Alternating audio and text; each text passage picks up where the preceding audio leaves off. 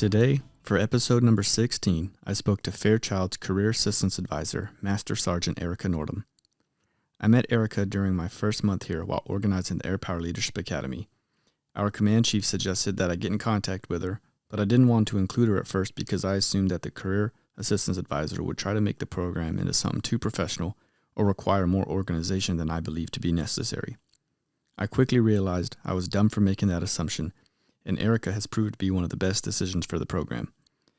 She is an expert in networking and knows a majority of the airmen on base, which is a surprise because when she was in college, you never would have thought she would have had that influence or networking. We talk about the influence she's had on her airman's career, her own podcast, Refuel Team Fairchild, and a variety of other topics to include the Airpower Leadership Academy, of course.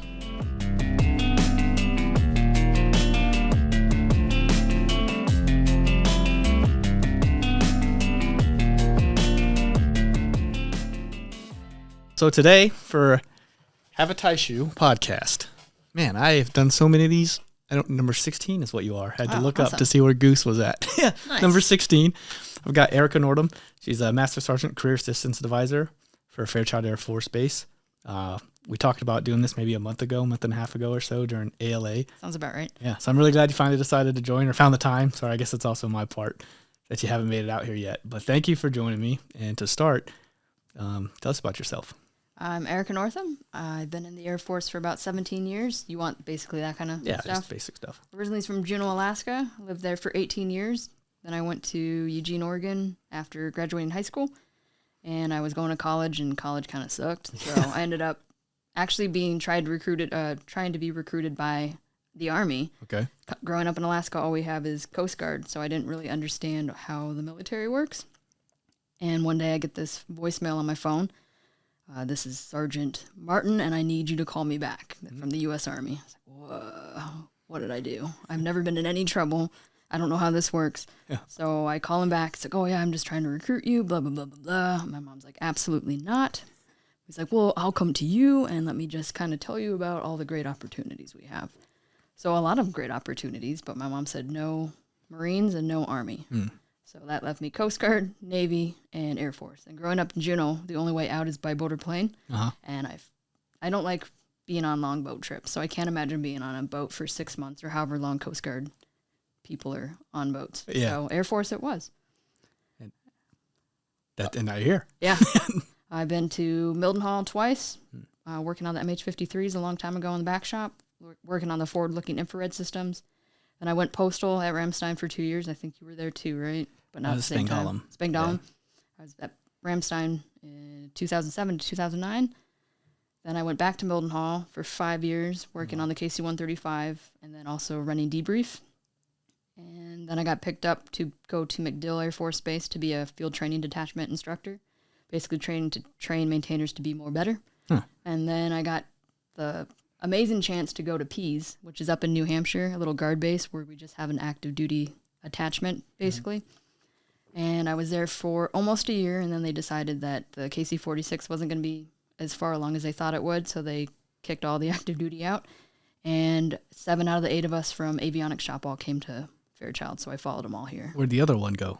The other one got out. He didn't want to stay in. He was originally going to be a guardsman up at New Hampshire, and then he ended up getting a job with the FAA over in Baltimore, I think. Baltimore or D.C., so he works out there now. Well, a lot of my friends and people that listen to this also got out to do FAA stuff. So, oh, nice. You know, we have that in common. A lot of things you said there that I want to talk about. First is going to be about your college experience, why you didn't like it, because I always kind of I wouldn't say regretted, but joining at 18, I was like, man, you couldn't drink for 3 years, or the punishment was huge if you got caught. Yeah. So I just didn't drink for 3 years. And now, or at least then, I would always think, man, maybe I should have went to college first, and then the officer route would have been an option, or just in general having that lifestyle seemed pretty cool. What did you not like about college? I didn't like school growing up at all, and my mom was a teacher, and my dad was a teacher for a little bit too, so school just felt like something you were supposed to do. And so I tried, and I was absolutely miserable. I was going to community college, and at that location, pretty much everyone that goes to the college has friends from around the area. Yep. And you don't live on this campus either. So I was just kind of completely isolated. I was very introverted back when I was a little kid or even a young adult. So I never really went out of my way to make any friends. I think I had like 2 that I finally made, and one kind of forced herself upon me to be my friend, which I'm very, very thankful for in hindsight. But I just never liked going to school. I didn't like doing the homework. If I couldn't finish it during class growing up, I wasn't going to do it as homework. Mm-hmm. So I have no idea how I graduated with honors in high school. Like my gym teacher, who I TA'd for a bunch, she like was yelling my name looking for me the day of graduation, and I did not find her in time. And after, she's like, "You little shit, why didn't you come get your little tassel?" Like, I didn't think I graduated with honors. I didn't try. And she's like, "Well, you should have had it on. Here you go." And she threw it at me.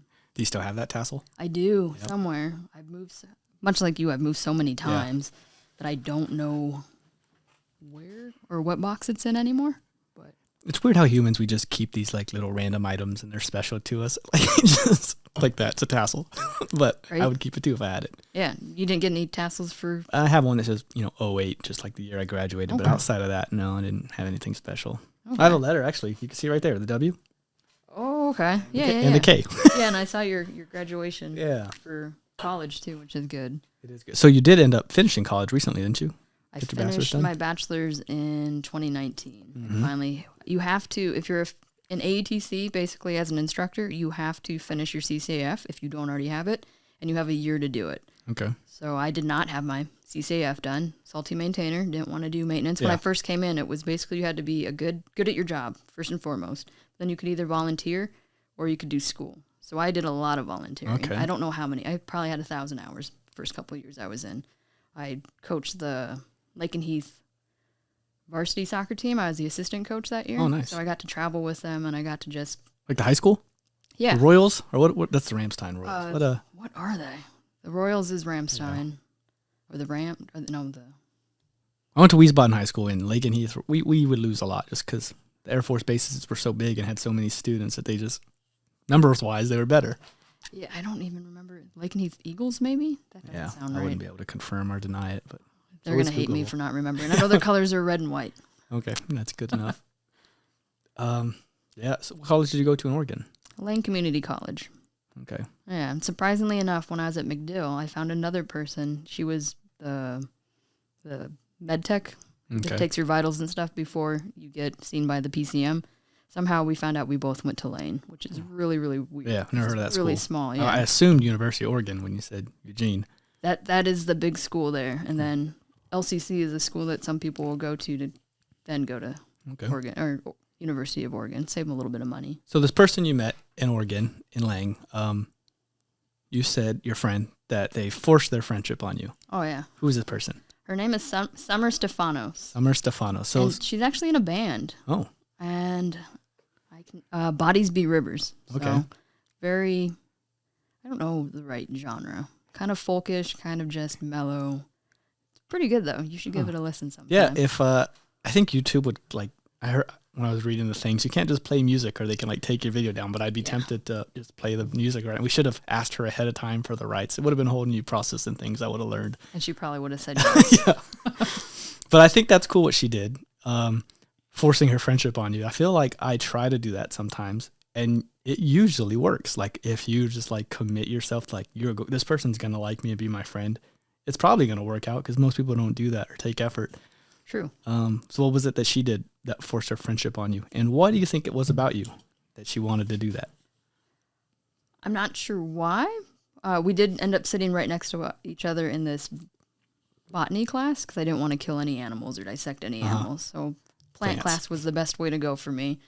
And she sat down right next to me, and it was me, another older woman, again, community college, and I don't even remember who was sitting across from me. But she just turned around one day, and she said the most random thing, and I kind of just looked at her like, you're talking to me? Like, I don't know how to answer this. And we would be forced to work with each other since we were sitting right next to each other. And then one day we were looking at a piece of thread through the microscope, and I wanted to say it looked old and basically plasticky, but it came out plasticized. And she said, "Did you just make up a word?" Like, yeah, I don't think that's a word. She's like, "It is now." Kind of like ductility, right? Yeah.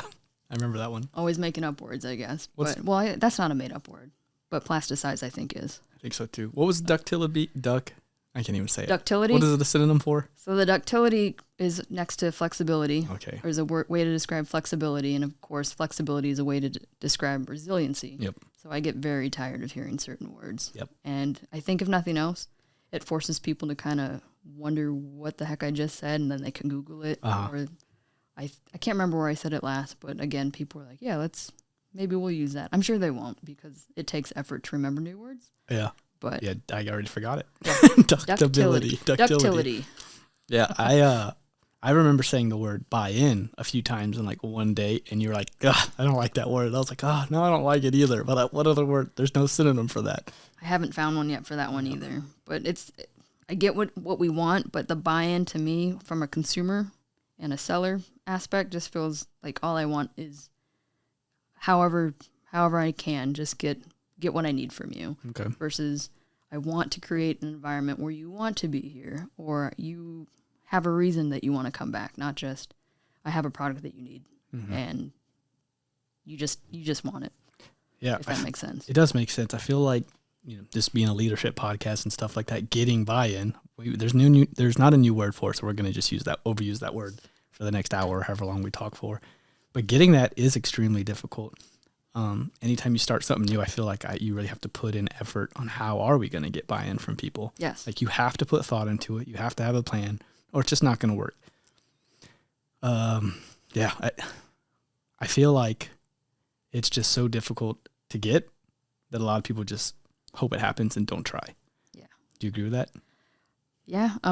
Listening to Chief Guzman and Colonel Bentley during my podcast with them on Refuel Team Fairchild, they talk about apathy a lot. And it's so hard for whatever reason. And I don't think it's just a generational thing. I think people just don't want to do things that take more time, for lack of better words. If it's going to be out of my duty hours or if it's not something I can do during my duty hours or get out of work to go do, they don't want to do it anymore. So it was really cool, actually. Airman Carpio, who I think is somewhere in the first 4 council. I thought he was president, but I don't know if he is or not. But they did the dorm Christmas party over last week. Praying people would show up. And it was a really good turnout. Not as good as the Thanksgiving one because it was very last minute, but there had to have been a good 40 people in there. Like, there probably should not have been that many people in that little room with COVID going on. But it was just great to see people turn out. Yeah. That is really cool. There's things you said there, but I don't want to forget about this one. One thing you said when you started maintenance 17 years ago, after you got good at your job, then you could volunteer or go to school. Sure. Right? And you said, I forget your exact words, and if I'm taking it out of context, that's fine. But you said, like when you joined, that's what it was. Would you say that's not how it is anymore? Air Force wants really well-rounded people, so you have to do a little bit of everything. The new game is you have to do everything, include being good at your job. We expect you to be good at your job, but we also need to see that you're trying to improve yourself, and we want to see how you're improving other people. Yep. So I don't think you can get away with just doing one or the other anymore. And we're forcing that idea on very young airmen that Yes. you can't just do your job. Yes. And that's what's the most important thing for them to learn. So I also have made that observation. Not a big fan of it. I know a lot of my coworkers here aren't a big fan of it, very outspoken about it. And some are opposite. Some are like, no, they need to start doing other things. So it's crazy how there's just like, it's pretty diverse on how people think about that. And so really it's kind of up to each airman just to decide which senior NCO or NCO to follow. Yeah. And that in itself would be really stressful because I know when I was an airman, I wanted to try to do right by every NCO or senior NCO and to have to try to pick and choose which one to follow. Seems pretty stressful, like a lot of pressure we're putting on them unknowingly. Yeah. I think over the last, when did you join?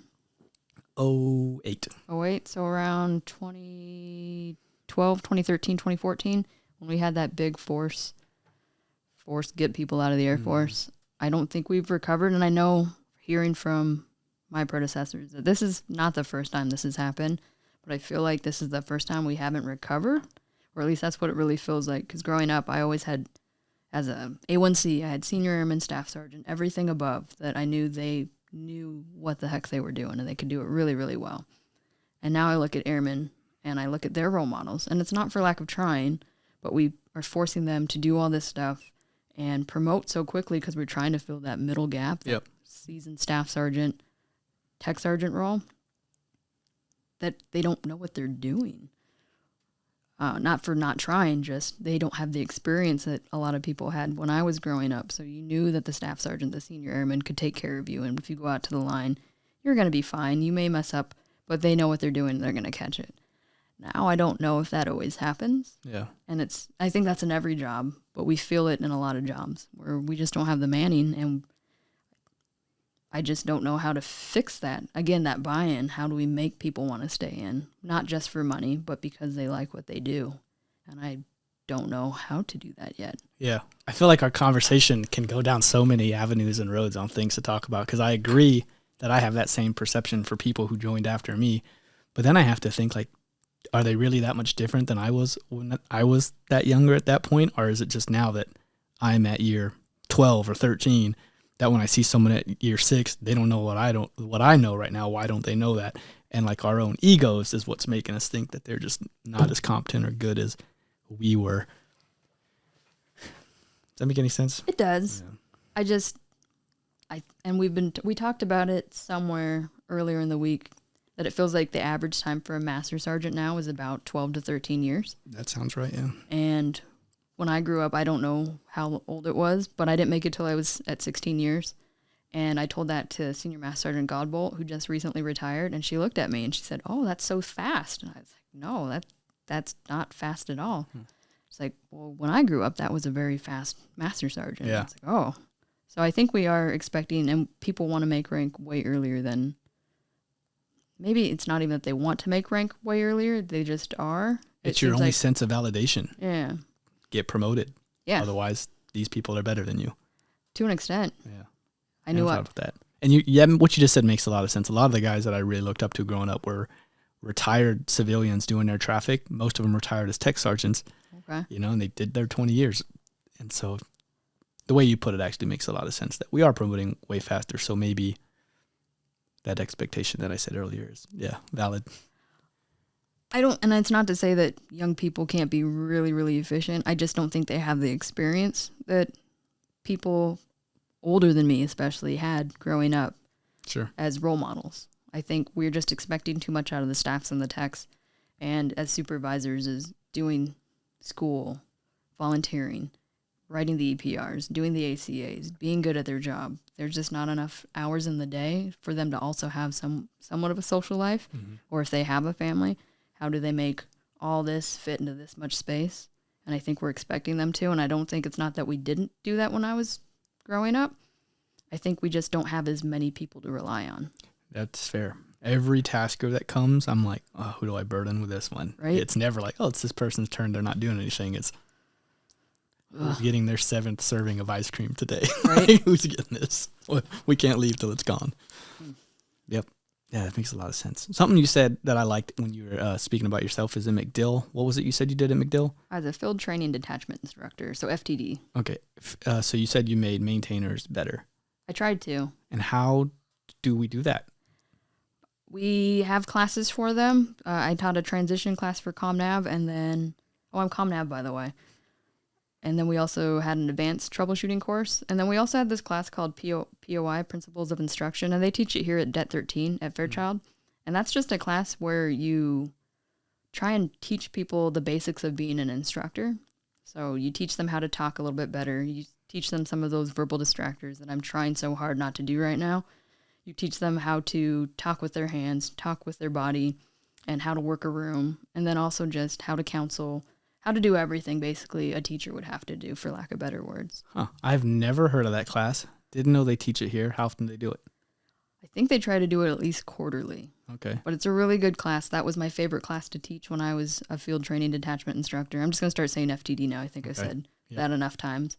But then we also took those courses for the 5 levels and the 7 levels, and we gave them chances to do troubleshooting that wasn't on the jet, and then also for the airmen that maybe PCS in from another aircraft, they came from the KC-10 or eventually the 46, teach them the basics just at a slower rate instead of, hey, this is what's broke on the line today, we're going to teach you how to fix it. Mm-hmm. Here's how you do the ops checks for everything at a more slow pace and just a controlled environment. So it was mostly maintainer-based stuff, not like just... Correct. Okay. And then we had a couple classes that anyone could come to. And we had civilians, we had guardsmen, reservists. I don't think we ever had anyone from other branches come through, but just all sorts of people, all different AFSCs. It was awesome. What nonverbal distractors have I given off in the first 20 minutes? You've done really good. And actually, when I had to edit our podcast, it wasn't that bad when you would speak. Okay. What kind of things are distractors? A lot of uhs, ums. I've caught myself a couple of times. So's, right, you know. You edit those out? Yes. Wow. So if you hear podcasts that I do, I leave some so it sounds natural, and I get tired of editing to an extent. Yeah. And sometimes I don't know how your stuff looks when you go in and edit it, but you can kind of see the lines and bars of what people are saying. And sometimes they slur it together so perfectly, I can't tell where it stops. Okay. So without them sounding completely robotic, I just have to leave some of them in. But I usually leave all of mine in. 1, because I'm human. 2, because I don't say them as much as some people. And so the handful I do say, I keep in. It makes me human. I can't sound perfect. Yeah, I'm not perfect. I'm going to start editing out all of mine, but leaving in everyone else's. There you go. Just so I sound really confident and smart. I had Quint, my old NCOIC, edit one for me, and he took out everything. It's like, Quint, why'd you do that? I told you to leave some in. It's like, I don't know. I just wanted it to sound good. It's like, but nobody sounds that good when they talk. He's like, oh, yeah, I didn't Quint think does. about that. Now he does. Quint is. He's actually very good at his nonverbals. Yeah. Or his verbals, too. I almost want to take this class just to learn stuff like that, like hand gestures. I actually, once you said it, I was like, oh, you're doing those. I should start doing that. Let me get my hands up here.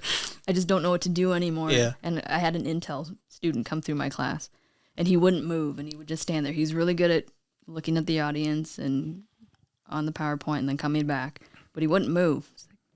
It's a T1, you got to move. It's like, well, in Intel, we just have to stand there. We don't do anything. We don't play with our hands. We don't move our hands. We just stand there and we brief. If maybe we point at the board and then our hands come back down to our side. It's like, well, in this class, you have to move around or I won't give you full credit. Like, okay. All right. So I make them move around the room and just practice.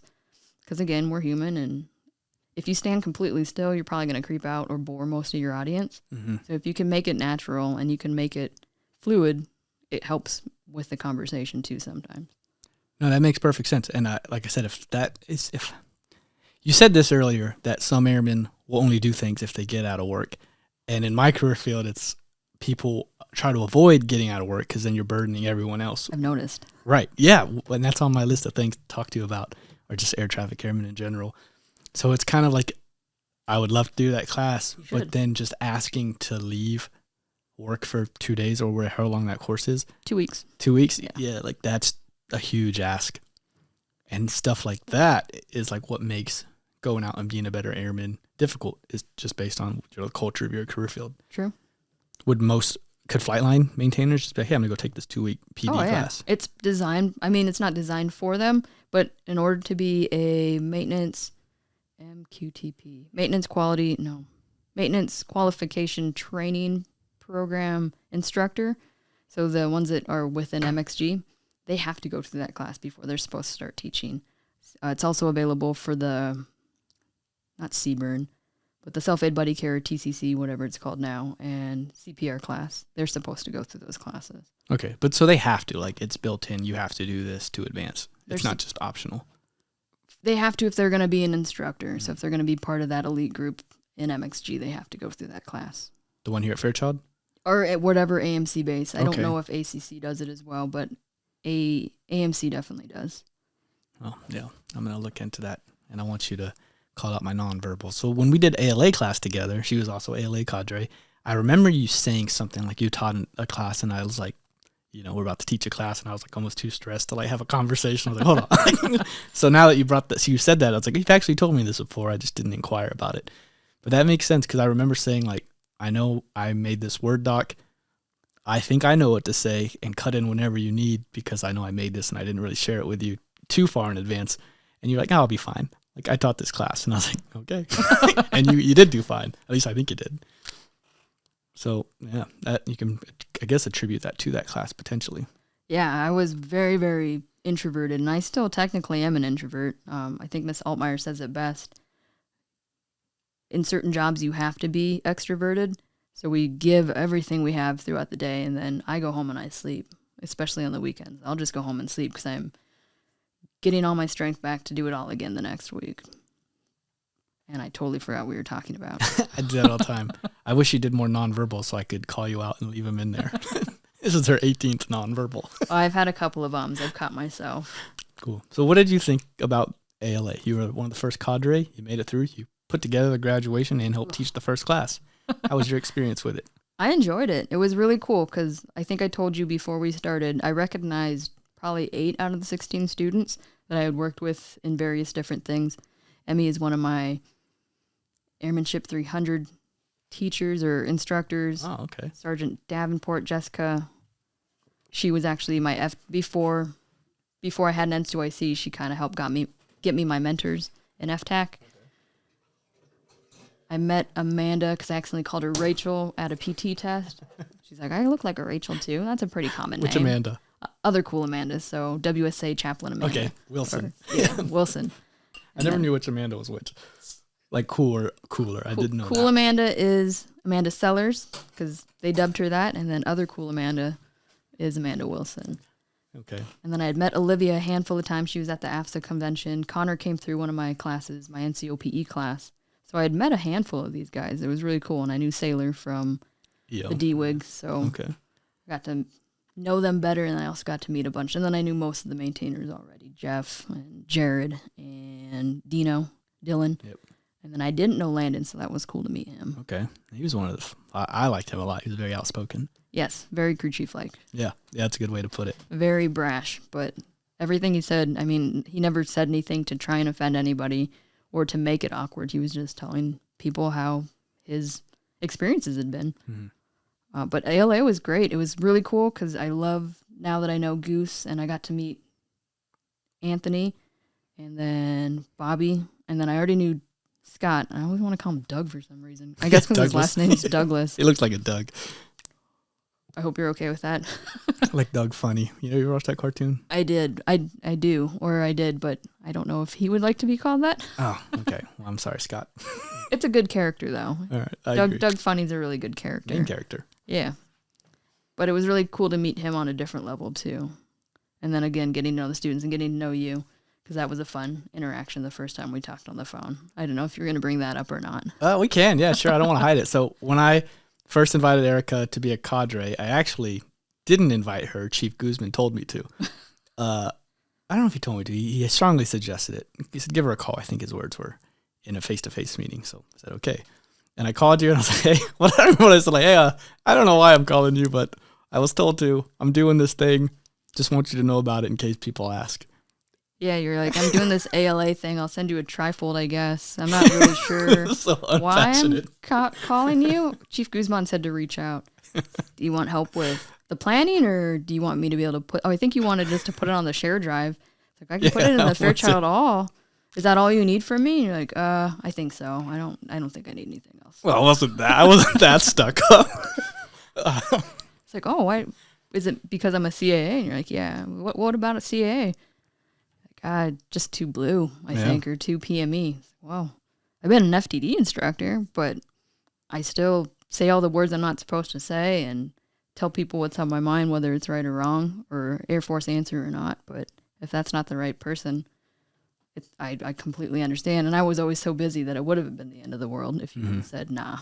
But yeah, I guess I'm really glad that you did inquire about doing it, because had you been as uninterested or excited as I appeared to be on the phone that time, you never would have been a part of it. So I'm really glad you didn't take that approach. I think I did, like, I was stressed, and I had quite a few people being interested to where I thought I could pick and choose. Cool. But yeah, that was it. That was just to be straightforward. You hear career assistance advisor or ALS commandant, you're like, this person's going to be like, they're going to be what you kind of expect, or at least that's been my experience with them thus far. And I was wrong.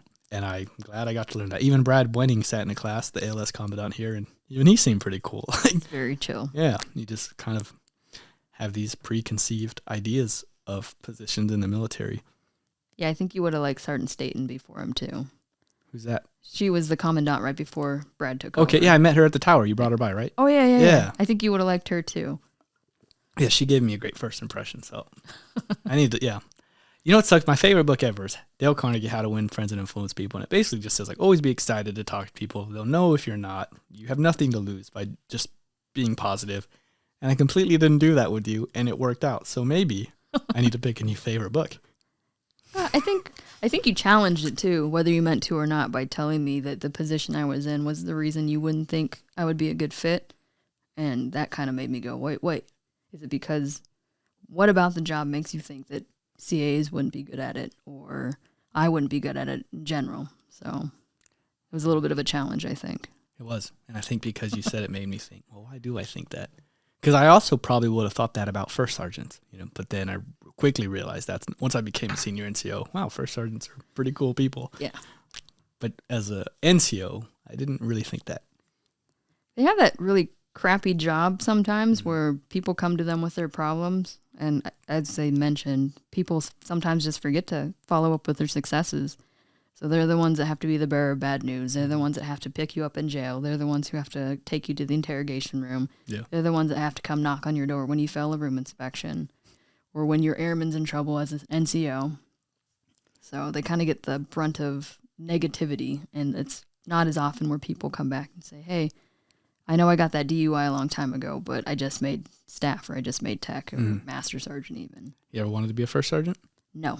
Okay. I did when I was younger. And then I saw a tech sergeant, or was he master? He probably had master sergeant on by then at Mildenhall. Master Sergeant Hebert, or Hebert. I don't know how he pronounced it now, because we had one of each in the shop. Same last name, but they pronounced it differently. I think he was just Hebert. That's difficult. Elroy. I remember his first name. That man went to the commissary one day, and he walked out with them owing him money on top of all the food he had bought. So that man was very good with his money.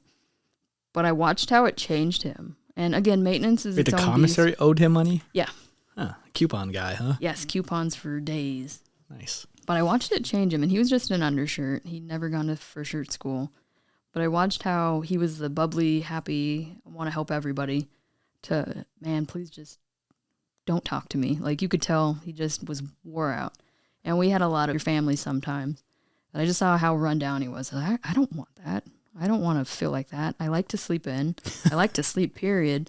I really don't want to have to wake up at 2 o'clock, 3 o'clock in the morning because someone needs something. Mm-hmm. And honestly, I want to help who I want to help. I don't want to help everyone that walks through my door just because it's my job title. Yeah. And that may sound selfish, but there are some people that I don't think have or deserve my help with certain things. Or if I've helped them before, I don't want to help you again. I've already helped you 2 or 3 times with this. And obviously it's not sticking, or you don't care enough, so I'm not going to help you this time, or I don't want to help you this time.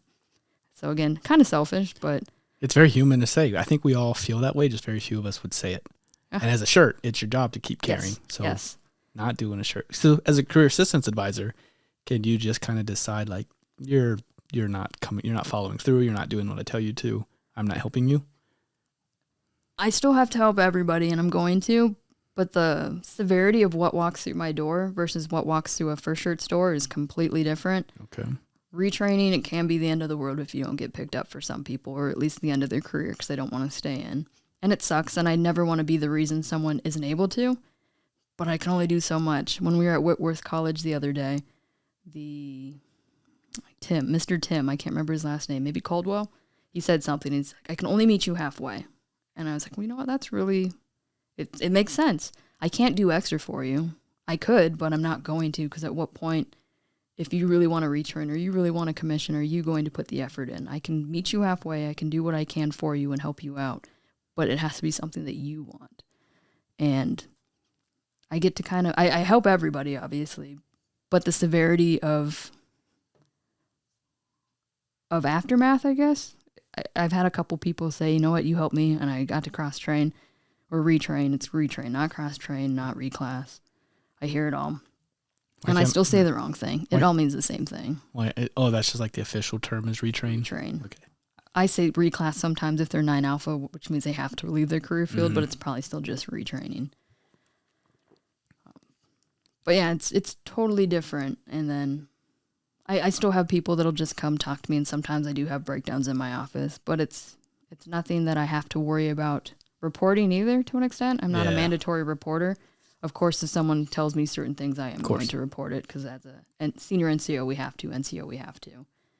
But if it's just someone having a real bad day or a real bad string of luck, they can tell me whatever they need to. I can close the door. We can hash it out.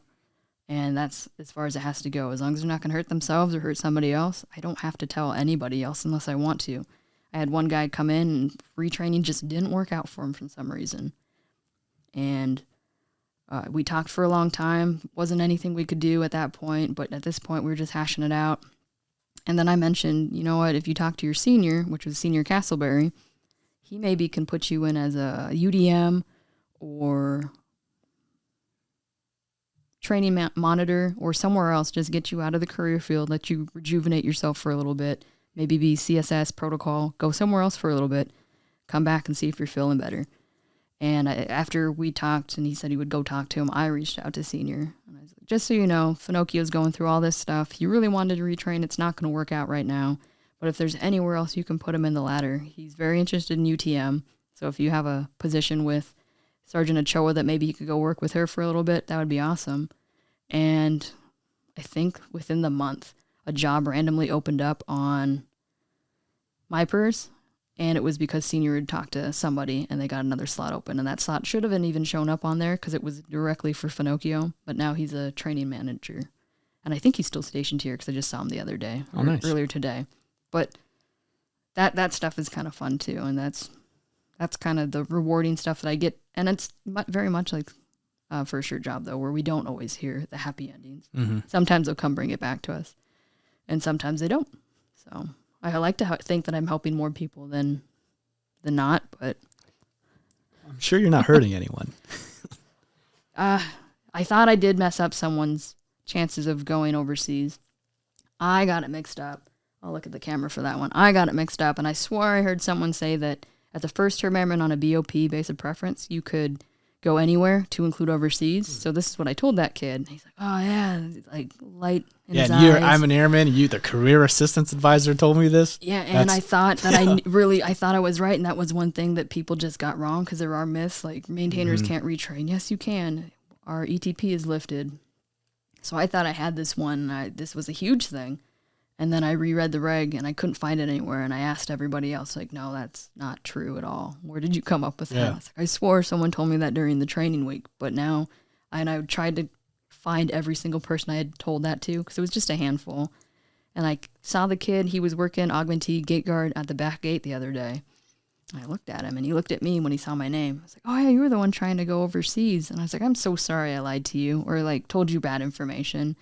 It's like, you know what, it actually worked out because I just did extend, and then I did put in for consistent overseas assignments, and what you told me worked, and now we're going to Lake and Heath. Oh, nice. So, no short tour, just straight to England. Yeah. Good for them. So thank goodness, because I felt really bad, and he was the original person I had told that to. So to find him later on just by chance, it was meant to be. Yeah. But to hear that he's going to Lake and Heath really soon, he's an ammo troop airman, Hardin. Okay. But very, very happy for him. I think that's something I'm really jealous of. Just called him out, Airman Hardin. Yeah. Is like talking to you and like whenever I volunteer for these wing projects, ALA, the AMC chief visit, like I can just ask you, and you seem to just know all these people. This next set of ALA class, like, oh, I know like half of those people too. And it's just like, how does the CAA, I didn't know the CAA ever until you. How do you just know all these people? Are you really good at seeing someone once and then remembering their name? I try really, really hard to. But another thing is just, this job is what you make of it. Mm-hmm. And it's not to say that other CAAs aren't doing a good job, but one of my friends, she's actually the CAA at Mildenhall, Lindsay Dumel. She, when I was going up for my interview, because I told her, hey, this job just opened up. That's what you're doing too, right? She's like, yeah, you should totally put in for it. And here's what you should say during your interview. And it was stuff that totally made sense, but I just didn't think about it. She said, make sure you tell them that you're willing to go off-site on different shifts and go see the airmen on those different shifts. Like, oh, yeah, that totally makes sense. Shift workers, you're a shift worker too. I don't know why I wouldn't say that, but I'm glad she reminded me to, because I'm pretty sure that's the thing that really won me over, was all the stuff I was willing to do. But it's literally what you're willing to put into the job. I work crazy hours sometimes. I go to swing shift once a week, every other month. Okay. Try really, really hard, and it sucks because it seems like whenever I'm going for that 1 week, that's when everything's happening during the day. Okay. So I either have to work really long hours or tell them, no, I'm sorry, but I've made this schedule for a long time, and I told you guys that I won't be available during this time. But it's getting out and about. I've seen every unit on this base for the most part, except medical group, which I'm going to go see in January, and then I still need to go see command post because I was getting you guys confused for a little bit. Sorry about that. It's fine. Just all the ATC and then CC, I guess, or CP, getting them all confused. But I think those are the only two sections on this base that I haven't really gone out and seen. I should probably go see more of OSS too, AFE, and maybe some of the flying squadrons, but I've worked with them being Flightline. Yeah. So I've even seen SEER. I was out 2 weeks ago on a Saturday. That first day it snowed really bad.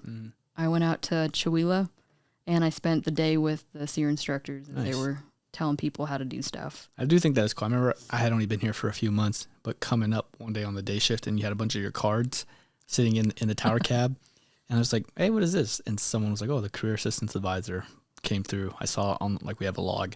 I was like, huh, that's cool. Like, she just came through here. Yeah. She probably just wanted to see the view. I thought about that, but I knew it was really important to see all the different units, and I think I reached out to the SELs, and Chief Karen was like, make sure you come see our guys, and here's the different sections. So I saw you guys, saw Airman Ray, and Airman Gunderson, and Airman Wynn, and then after that, I think I went to airfield management. I got to hang out with a couple of them. So I made sure, at the beginning, I was hitting up different squadrons every day, because I would spend about the first half of the day out on the flight line or out on the line with whatever unit I was visiting that day. And then the second half of the day, I would go back to my office. So that way mid-shifters, if they wanted to come see me, I would be available during hours that worked for them, because I don't think I get in. I get in at 6:30 and my door's open by 7, but I don't think that's early enough for some shift workers, services, and security forces. I think they're off at like 6 o'clock in the morning. So at least that way they can come in right before their shift starts and come see me. Yeah. That's cool. Mid-shift is hard. I'm sure you've done that shift before, too. A few times, yeah. My body, it could do it if it had to, but swing shift is easier on me, and I can still see everybody. I like the swing shift. I get to sleep in. It's usually pretty calm, so I'm a big swing shift guy. Oh, it's calm for you guys? Oh, Flightline, yeah. we have a saying for Fridays. What is it? Are we allowed to swear? Yes. It's basically fuck me Fridays, because you know everything's going to come down later super broken. And unless you have weekend duty full time, you want to try and get everything done so your weekend duty doesn't have to come in. So it's pretty much an 8+4. Wait, like hooking up yourself or someone else? When you say weekend duty doesn't have to come in, is that yourself or someone else? It can be you sometimes. So you would probably be coming in for day shifts the next in like 12 hours later. But for maintenance, there's usually a handful of people that are on weekend duty, and it can rotate. Right here at Fairchild right now, they have permanent weekend duty. So there's a handful of people that work Saturday, Sunday, and then they work a regular 8-hour shift on Friday and on Monday. So not a huge deal if they have to come in. That's their hours. They're coming in regardless, so not a big deal. Other places, you'll have a handful of people that you just pick from the week, and you say, you guys are going to work weekend duty. So if you don't get the work done, whatever doesn't get done or isn't prepped in time, these guys are going to have to come in over the weekend to get everything prepped for Monday's flyers or Sunday night's flyers. Okay. So if there's nothing going on and nothing breaks somehow, which never really happens anymore with the way Air Force is, we're so busy, weekend duty won't have to come in. So if we can make swing shift just stay a full 12 instead of calling in weekend duty, we will. But that almost never happens, and usually it's swing shift is here, weekend duty is already here, but we're going to keep swing shift and make them do stuff while weekend duty just sits there and asks, why can't we help, while they go and finish their 12-hour shift. Yeah. It was horrible. Well, that's the life of a maintainer and a career assistance advisor. Yeah. Doesn't sound bad. I love air traffic. I don't think I'd ever volunteer to leave it. Not anytime soon anyway. But talking to Scott, hearing his life as a shirt, some of the decisions and things he's had to do are stressful, but it's cool to see like the influence he has. Yes. Career assistance advisor talking to you, it seems like you enjoy it too. Talking to Boening as the commandant, like that also seems not bad. So there's a lot of different like avenues that we can go that do seem cool. I don't know. I think I'm just biased or too comfortable doing what I think I love. I do love. And it's great when you have a really good job, and a lot of the people that maybe do leave their career fields are in jobs that we need a break from. Mm-hmm. But yeah, because Buning is medical. Scott is sheet metal. I think he's sheet metal. Metals tech. Kreider's metals tech. One of them's something. Everyone's You something. don't ever want to mix those two up, and I just did. I'm pretty sure Scott's sheet metal. Okay. Now he could be mad at both of us if he ever listens to this. I think Scott's sheet metal. I think Sergeant Kreider, Jeff, is metals tech, if I'm getting that right. And Anthony, I think, is... Oh, crap. Hey, don't put this on me. Is Anthony sheet metal too? He's AMXS. I know that much. He is MXS. Oh, dang it. You're right.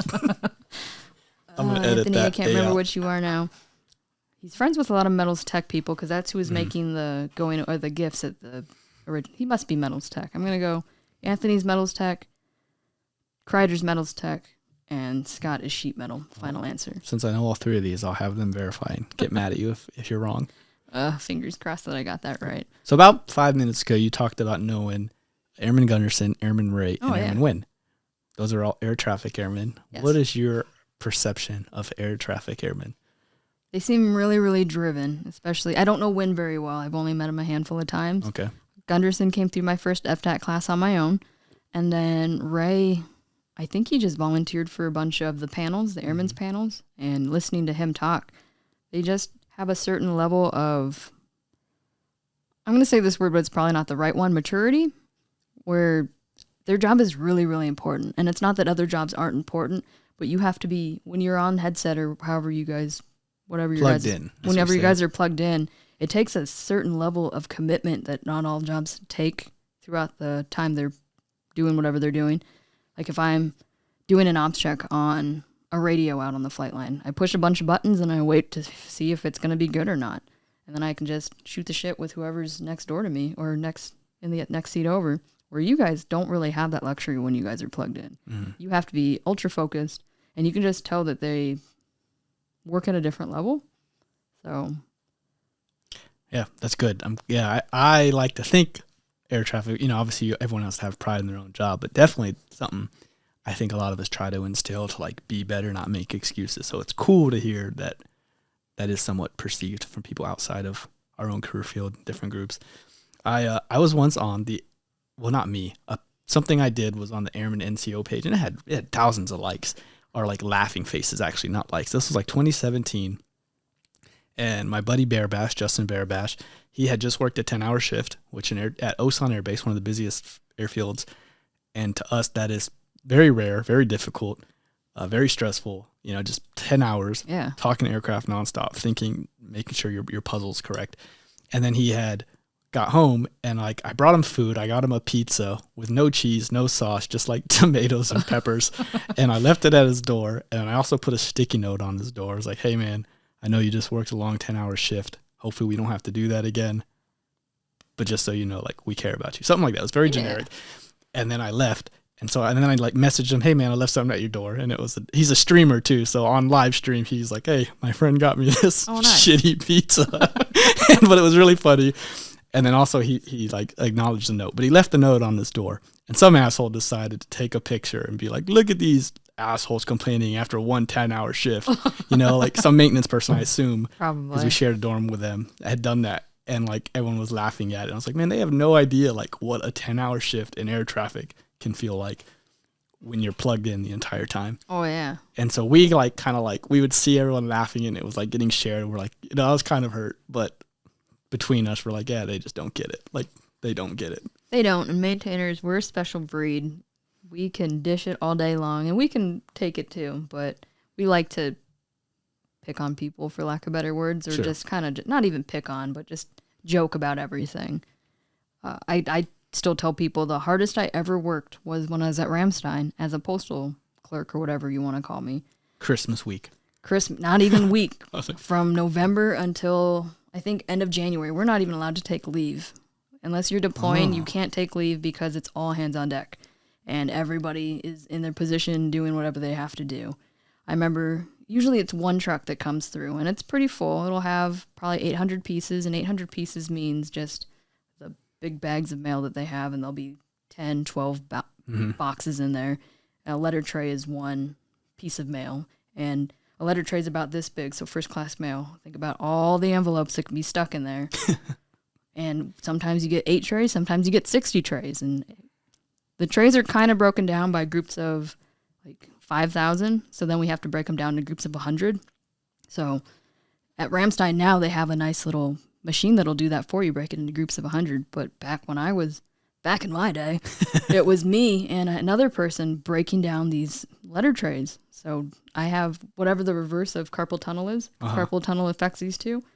I have something. So I got that tunnel. fancy mouse, huh?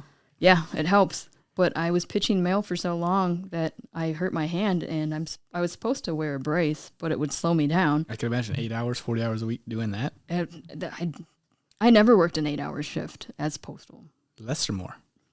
It was always more. Oh, I was rooting for less. No, I think maybe once or twice if I had an appointment or something, it was less than an 8-hour shift. But it was almost always a 10-hour day. And then if you worked in the back, receiving all the mail, it was usually a 12-hour shift. Okay. But that day it was an 18-hour shift.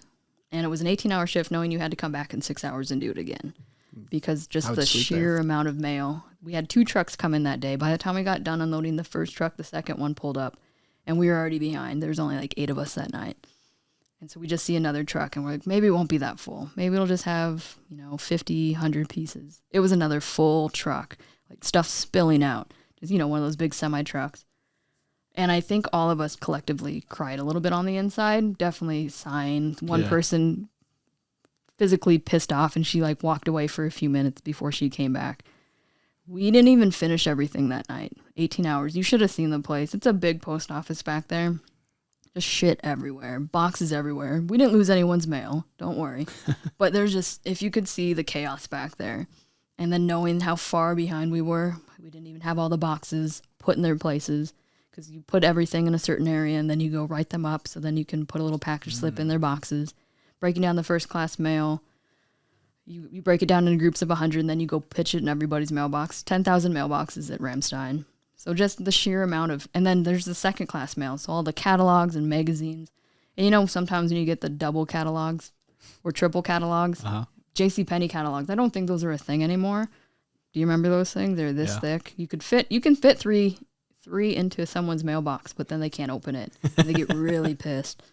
And then you got to help them get it out. Yep, and then we get yelled at because we knew it probably wouldn't work out, but you're just so mad. You're just, this is your mail. This person won't complain. And they don't want 3 of them, but you have to, by law, pitch everything into their box.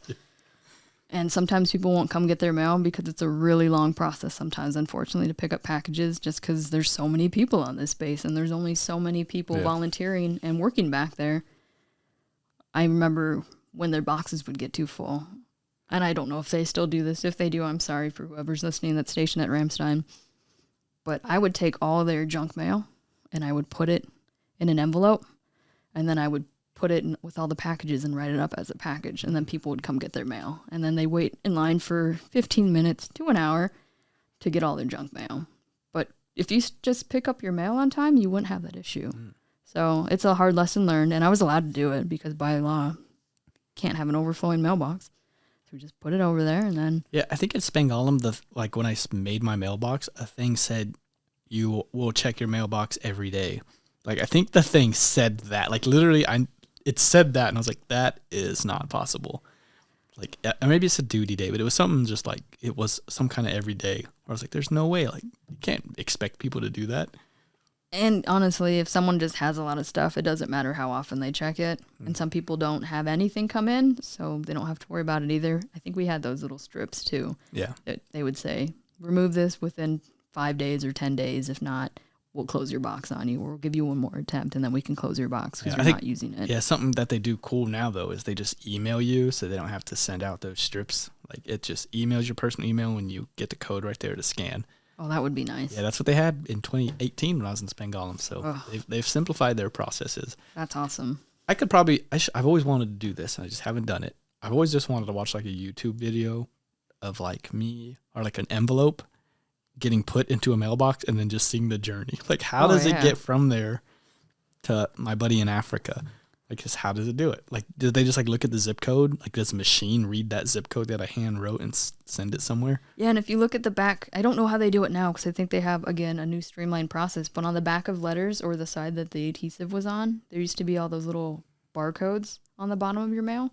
And that would just read through and it would go to the different locations. So it would need to go from Ramstein to JFK or to Chicago or SFO, security forces. No, to San Francisco. Yeah. So it would know where it kind of needs to go. Okay, so there's like a barcode that they stamp on it, and that just sends it. Yeah. To that, okay. I mean, we have to look at it, too, to an extent. When a package, we called it the finance section, which really confused a lot of people because they would think Air Force finance. But when you send out a package, it'll go back to the R&D, the receive and dispatch, and then they'll put them in the different bags by region. So SFO, ORD, JFK, Miami, and then probably one other place. Seattle was probably the other one. So it'll kind of just get distributed from there, and then from there it'll go to wherever it needs to. Break it down. I think that's cool. Well, Yeah, I sent someone a package in Ramstein, and it was there in like 6-7 days. I'm like, that is crazy. Like how quick that got to you from here. Yeah. Oh, but back to that story. Out of that 18-hour shift, I think I worked 17 and a half hours that day, just nonstop. And not as draining mentally. Well, maybe draining mentally, but not the same level of commitment that you have to have when you're plugged in. Just physically moving around and pitching all the mail and knowing that you're not even going to finish everything that night. And there's nothing worse than when you're day shifters. We were basically swing shift, so we come in at 1500. There was nothing worse than when day shift would go home for the night around 5, and they'd come in the next day around 8 or 9. Like, you're still here? Yeah. I mean, why? Yeah, you think we left and then we came back to be here before you today? Like, you guys have done this. This is a rite of passage. Everyone has to be PSC nights before they can go to wherever they go. It's kind of like stay dry defender or stay warm maintainer. We don't like it. So would you do postal again? Willingly? Would you volunteer for it? If I went to a smaller location, I probably could. I couldn't do that workload at my age now, and just the way my back is and my knees. I almost threw out my shoulder just doing the mail there one day. Bags are only supposed to weigh 70 pounds, but someone put a full bag of catalogs, and it had to weigh probably closer to 150 pounds. Oh, wow. And so when it was coming off the conveyor belt, I thought I could just put it on my shoulder and walk. No, that thing ripped my shoulder all the way back, and I let go of the bag. But if not, it probably would have tore my shoulder out of its socket. That sucks. Yeah. Should have let go sooner. Yeah, I should have. I should have probably just not even tried. I probably should have known how much that weighed. So something I remember talking to you about maybe like 2 weeks ago, I think it was over text, is I asked you what your favorite book was. Oh, yeah. Right? And you said, I'm not really a reader. No, I'm not. And I thought about that. I think it was just yesterday, actually. Was it that Because I was soon? trying to get prepared a little bit on what to maybe talk about. Fortunately, in this job that I'm currently in, I have to learn how to just kind of speak on it. It's crazy when you're so busy. You're right. It was yesterday. You just, sometimes you just get so busy, Yes. which I've been busy lately, Oh, that no, you just yeah. kind of mix days together. Felt like 2 weeks ago, but it was 24 hours ago. But go on. Yeah, just about. just over 24 hours now.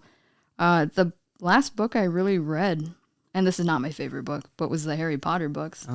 But in college, if you couldn't tell, I'm kind of a people person. Sure. I'm blue, not Air Force blue. But you weren't in college. No, but I've always enjoyed watching people, not creepily, Okay. but just kind of, I'd always have my music on. And then I would read books every now and then. And then there's this book called The Magic Castle by Carol Smith. And it's a book about multiple personalities, basically.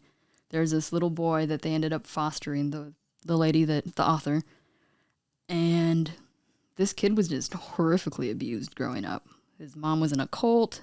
Anything that probably could have happened to this kid, unfortunately, did happen mentally, physically, emotionally.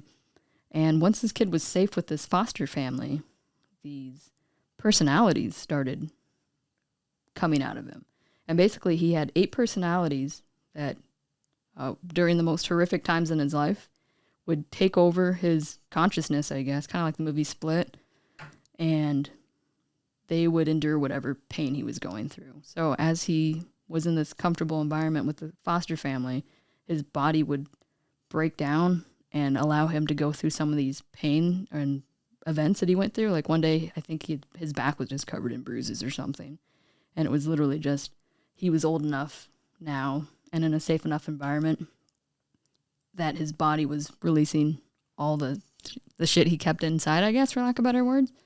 But yeah, these 8 personalities at some point all presented themselves to the family. And they This kind is a of, true story? yeah. Oh. And they explained what they went through for, his name was Alex in the book, what horrific event they took place or were there for him, basically. And then once all that stuff went away, I guess those personalities never presented themselves again. But it's crazy to think that there are events that could happen that are that horrific in someone's life that maybe that could happen. And I don't know. It's science. It's a lot of things. But I don't know. That was just kind of crazy. And then watching the movie Split was kind of cool too, obviously. Kind of sci-fi by the end of it. Yeah. But just the fact that maybe if we are going through something traumatic enough that our body knows this is one way it can cope. For lack of better words, it hides what you're going through from you. And then when you're old enough or mature enough or ready emotionally, these things come back to light. And I don't know if he was conscious when the personalities presented themselves to the foster parents or not, but then when he had some of the things he was going through, and I won't talk about some of them because they were pretty horrific. Yeah, so I guess that sounds like an interesting thing, and that is why I was surprised when you said you don't like reading, even though it felt like maybe that's why I felt like it was 2 weeks ago. I just thought you were a reader, and I feel like as a reader, you kind of just look at people or talk to people, and you just know if they're a reader, and I would have assumed you were. So when you said you weren't, I was like, what? Like, yeah, you are. Like, don't lie to me. So it was surprising to me, but I think that's why I like reading, the way you recollected that story. Like, I could tell you were passionate and excited about it, and while you were reading it, you probably really enjoyed it. And so every time I'm reading, like, I'm kind of weird, and I'm always just thinking of weird things in my head, or like wanting to know how a letter gets from here to my friend. And like, I just want to watch its path. Like, I think about that almost every time I stick a letter in the mailbox, which is way more frequent than most people do these days. It's just so interesting to me. So for you to not be a reader, yeah, just surprised me, I guess. I actually just had this conversation with the Innovations NCOIC where I just not very, and Sergeant Gainey, who's going to be one of the ALA cadre, I just don't sit still very well. And if I do, I just want to be completely zoned out. So I listen to a lot of music. Okay. I used to read a little bit more, or if I can watch TV, I'll watch TV. But anything that requires me to move, like puzzles. My husband started a puzzle, and he's like, "You want to help?" I was like, "Absolutely not."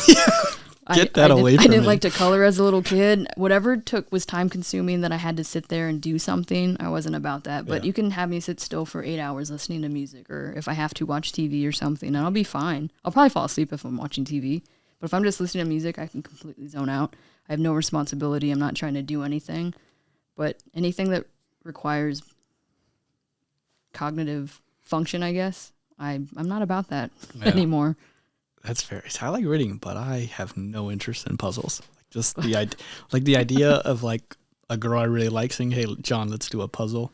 Fuck no. Yeah, right? Get that away from me. And some people love them, and I know it can be really calming and probably just a good way to zone out. But for me, it's stressful because I want to get the shit done. 1,000 pieces.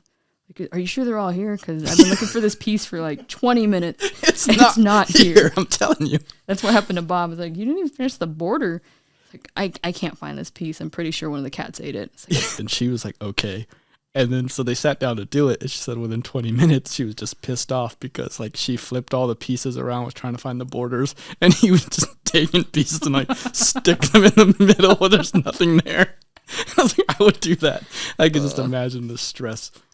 Yeah, puzzles are not for me. And then it's like a competition. So if like we were doing one and you were doing better than me at it, I would, if I'm not winning or better at something, I don't want to do it. Sure. Just not for me. So anyone who ever wants to date me, don't ask me to do a puzzle. Maybe one of those 20-piece puzzles. I'll do that. I'll take a 20-piece puzzle or less. Go for speed. So how do you like doing podcasts? I know you do it, and yours is very... So yours... Can we cuss on yours? I know we didn't, and I was trying not to. Would you edit it out if we had? Probably. Yeah. I'm supposed to run them through PA, but PA has taken a while because they're kind of low manned, and some of them are not time sensitive, but we want them out by a certain time. And as long as I feel like there's nothing that's going to get anyone in trouble, nothing controversial, nothing that can be taken the wrong way, I've just been releasing them on my own lately. But no, I didn't want to do them. I did not want to. And Sergeant Barrett, who was the CA before me, and then Sergeant Haas started them, who's the CA right before him. They had all these podcasts done, and that was one of the criteria. And even Chief Guzman mentioned, hey, you're going to be taking over this podcast. And I wanted to be like, no, I have too much to learn. Yeah. It seems like that's something that should be on the back burner. I still am not sure how many people listen to it, so if it's worth it or not. But that was something that was very adamant, and he would keep asking me about them. And then my first podcast was actually interviewing Chief Guzman. Nice. Sergeant Barrett had me do that one. He's like, you guys can do this together, and then I can show you how to break everything down. Was this like as soon as Chief Guzman took over as command chief, or relatively shortly after he took over? I think that was probably in March. Yeah, it had to be in early March because Sergeant Barrett, I had 2.5 weeks turnover with him before he PCS. Mhm. So it had to have been, Yeah, it's not very much time. Beginning of March. And I think he got here. I'm friends with him on Facebook, Chief Guzman, and I think he just got to Fairchild today, actually, last year. Oh, wow. So, Happy 1 year. yeah. So all that was, I don't know when they had gotten it prepared, but it was already, this is going to be this day, and you're going to be the one doing it. So how do you like the podcast now that you've been doing it for about a year? The hardest part is just finding people to interview. It's really great to have leadership, and that's what Senior Haas and Sergeant Barrett had a lot of, was leadership and just listening to them. And they had a lot of view or listens. We don't do video. And they were well received. It's just, you can only do that so many times, and people leave not as often enough to where you could just rely on, let's do a squadron commander or group commander, group chief every time. So coming up with different ideas.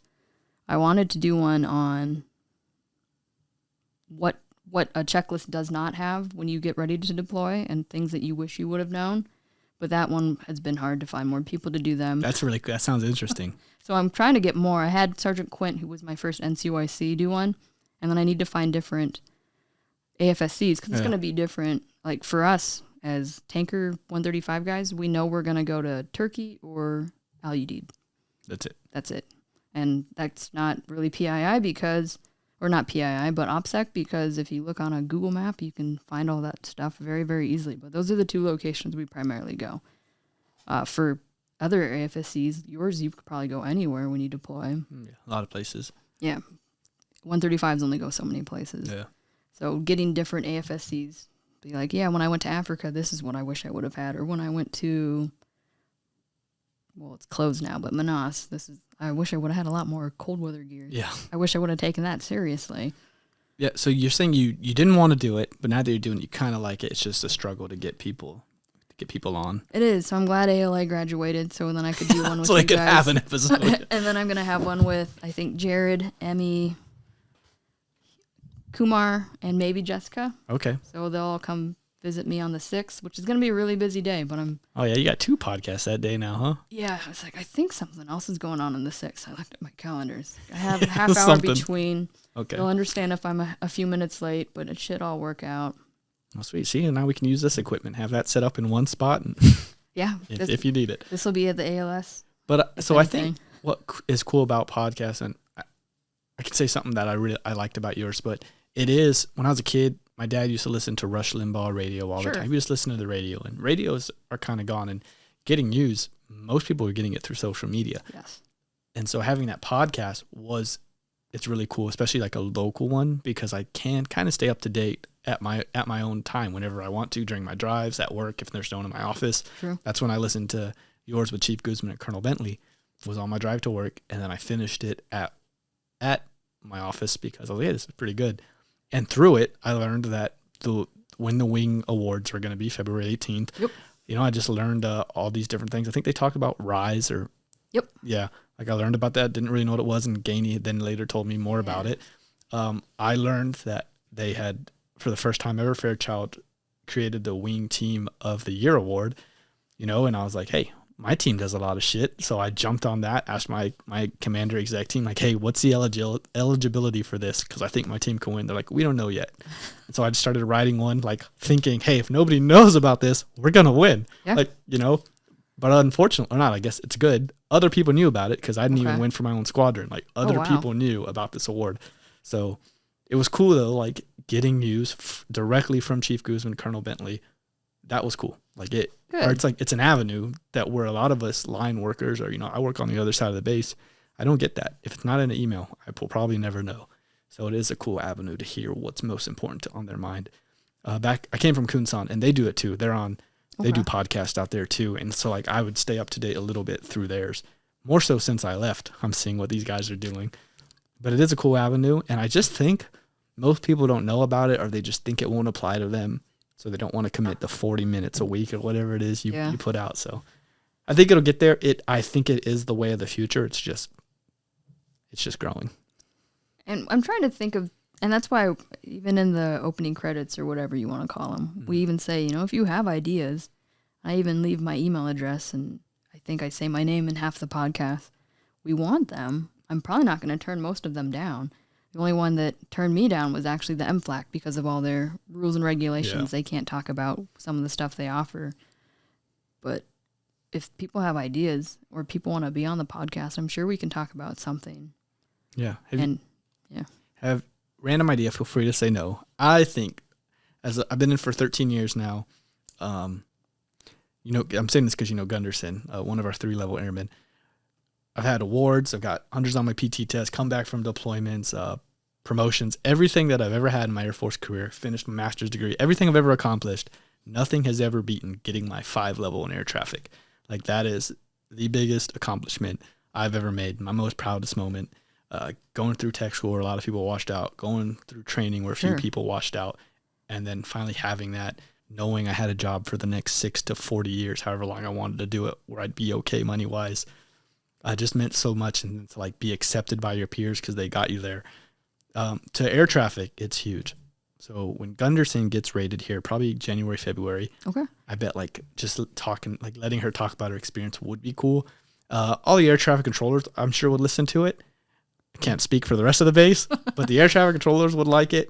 And then maybe, I don't know, slowly like doing little shops like that individual, what makes this person special. And she's very well liked. So just because it's her, people are going to listen, at least air traffic wise. No, and that's actually I think either my husband or someone else mentioned maybe doing different AFSCs around the base. So if she wants to do one when she's closer to getting her 5-level, she has my cell phone number. She can definitely reach out. Or you can just make her come over here. I won't make her. We try so hard not to make them do it because I know if me telling a A1C, hey, you're going to do this, they say okay. But I don't want her to do it unless she wants to do it.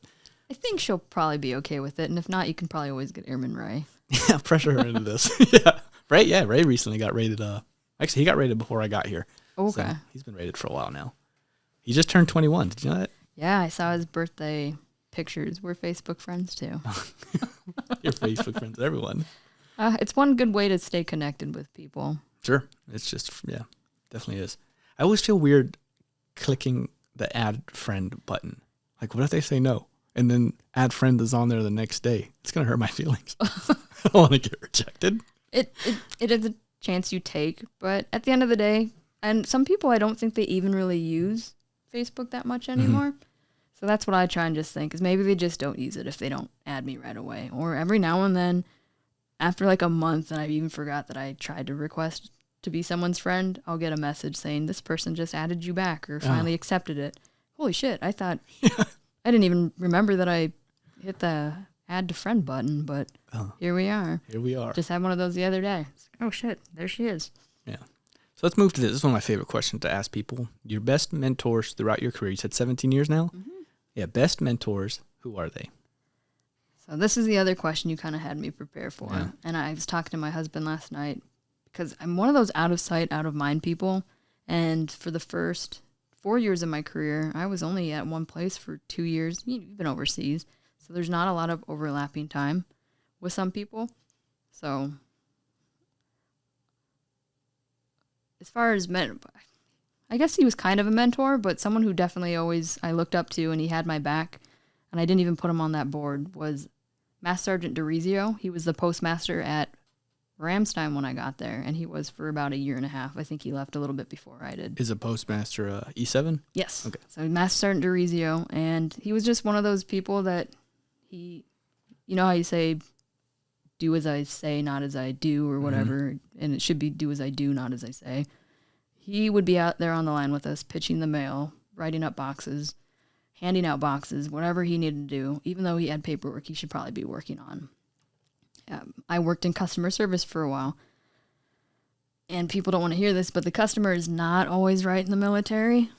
And there would be times where I would have to tell people, no, we're not going to do it the way you want to. We have to do it the way the post office or the DMM, our regulations, tell us we have to. Yeah, of course. And they would not like that answer. And coming from a senior airman by the time I got there, sewed on a couple weeks after I got there. So senior airman the whole time was basically there. They didn't want to hear that from me. I want to talk to the postmaster. Yeah. Sergeant Arizio, what's wrong now? This is the situation. This is what I told them. And they want to talk to you now. Okay. And he would stop whatever he's doing, go up there, listen to the customer, tell them the same thing they told me, and then give them the exact same answer I gave the customer. And then they get kind of frustrated. But unless it was just one of those one-offs, he always had my back, and he was just someone that you wanted to work for. It was really soul-crushing when he left, because the people that replaced him were absolutely horrible. And I'm actually, a couple of my friends from Ramstein that worked in the post office are stationed here, and we still talk about the decline of the NSPO, Northside Post Office, after Sergeant Arizio left. Yeah, so it sounds like Sergeant Arizio did one of like the most simple things is like work alongside your people, right? And then just have their back. That sounds so simple to do, and I feel like anyone in the leadership role would be like, oh yeah, I do that. But most people don't. It's just so much easier said than done. Yes. Another one is he's now Colonel Grinston, which is really, really cool because a lot of enlisted officers don't make it as high as he's an 06. Not a light colonel. He's a full bird colonel. He was enlisted? He was enlisted for 16 years in the Navy, avionics. So again, same thing I was doing except on boats. And then he decided to commission, and he went into the Air Force. And at that point, he had already been in 9 years as an officer by the time he was our squadron commander as a major. Okay. And he's still in, and that was back in 2011, 2012. So, 10 more years. He's at 35 now.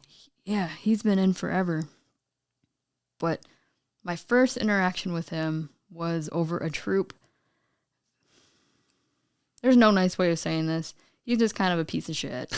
He was a really good worker. He's good at his job, but he was good in the job he was given. He was in debrief with me. He was supposed to be a crew chief. He didn't even have a 7 level as a staff sergeant because he was too afraid to work the line. And if he's ever listening to this, I don't think he will. Just don't say his name. Yeah, he'll know who he is. But just one of those kids that never had to take care of themselves, I guess, and never had to grow up. Okay. Long story short, he somehow got married, but the wife didn't come with him overseas. She stayed back stateside. So they got the separation pay. That's all I'm going with that. And he just kept it all and never thought that the Air Force was going to want it back. So when he was getting med boarded, it came up that he owed the Air Force $37,000 and was probably going to be court-martialed. So Major Grinston at the time pulled me into his office because I was the NCOIC of the shop.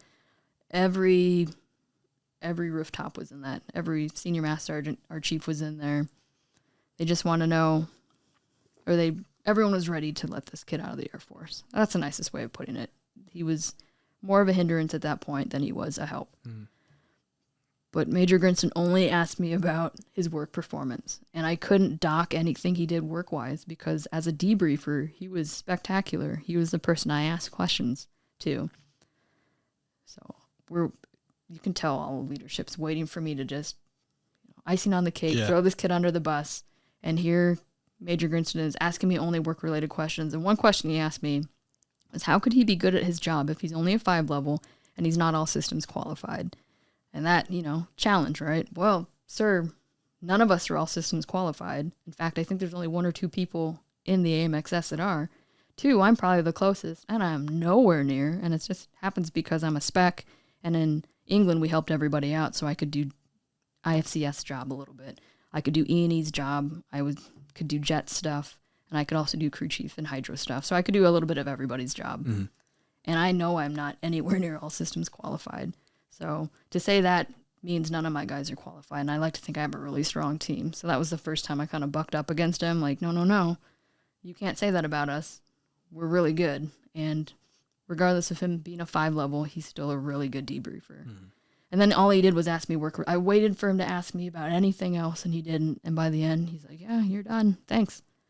And I could feel everyone just staring at me. I'm pretty sure I still have a scar on my neck for someone just staring me down. And later on, he comes to me at the vending machine, like a day or two later. I think I shared this on my podcast. He's like, Sergeant Northam.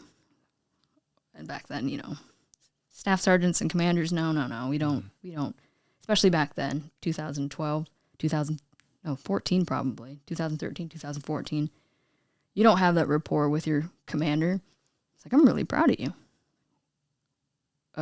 Because of the snack choices I'm making. Like, he's about to get a whatchamacallit out of the vending machine, sir. I don't know is that what you're proud of me for? It's like, no. You stood up to me. It's like, oh, I didn't stand up to you. This is what I'm thinking. I didn't stand up to you. You just asked me questions that I couldn't lie about. It's like, you told me the honest truth. And long story short, this squadron commander went to bat had this kid's back. He got him out of confinement early. He got him a reduced sentence from the court-martial originally too, I think. But just to know, and then this guy was also always out on the flight line, always at work. Not like creepily, I'm always listening to. We had one of those. He would take a radio home.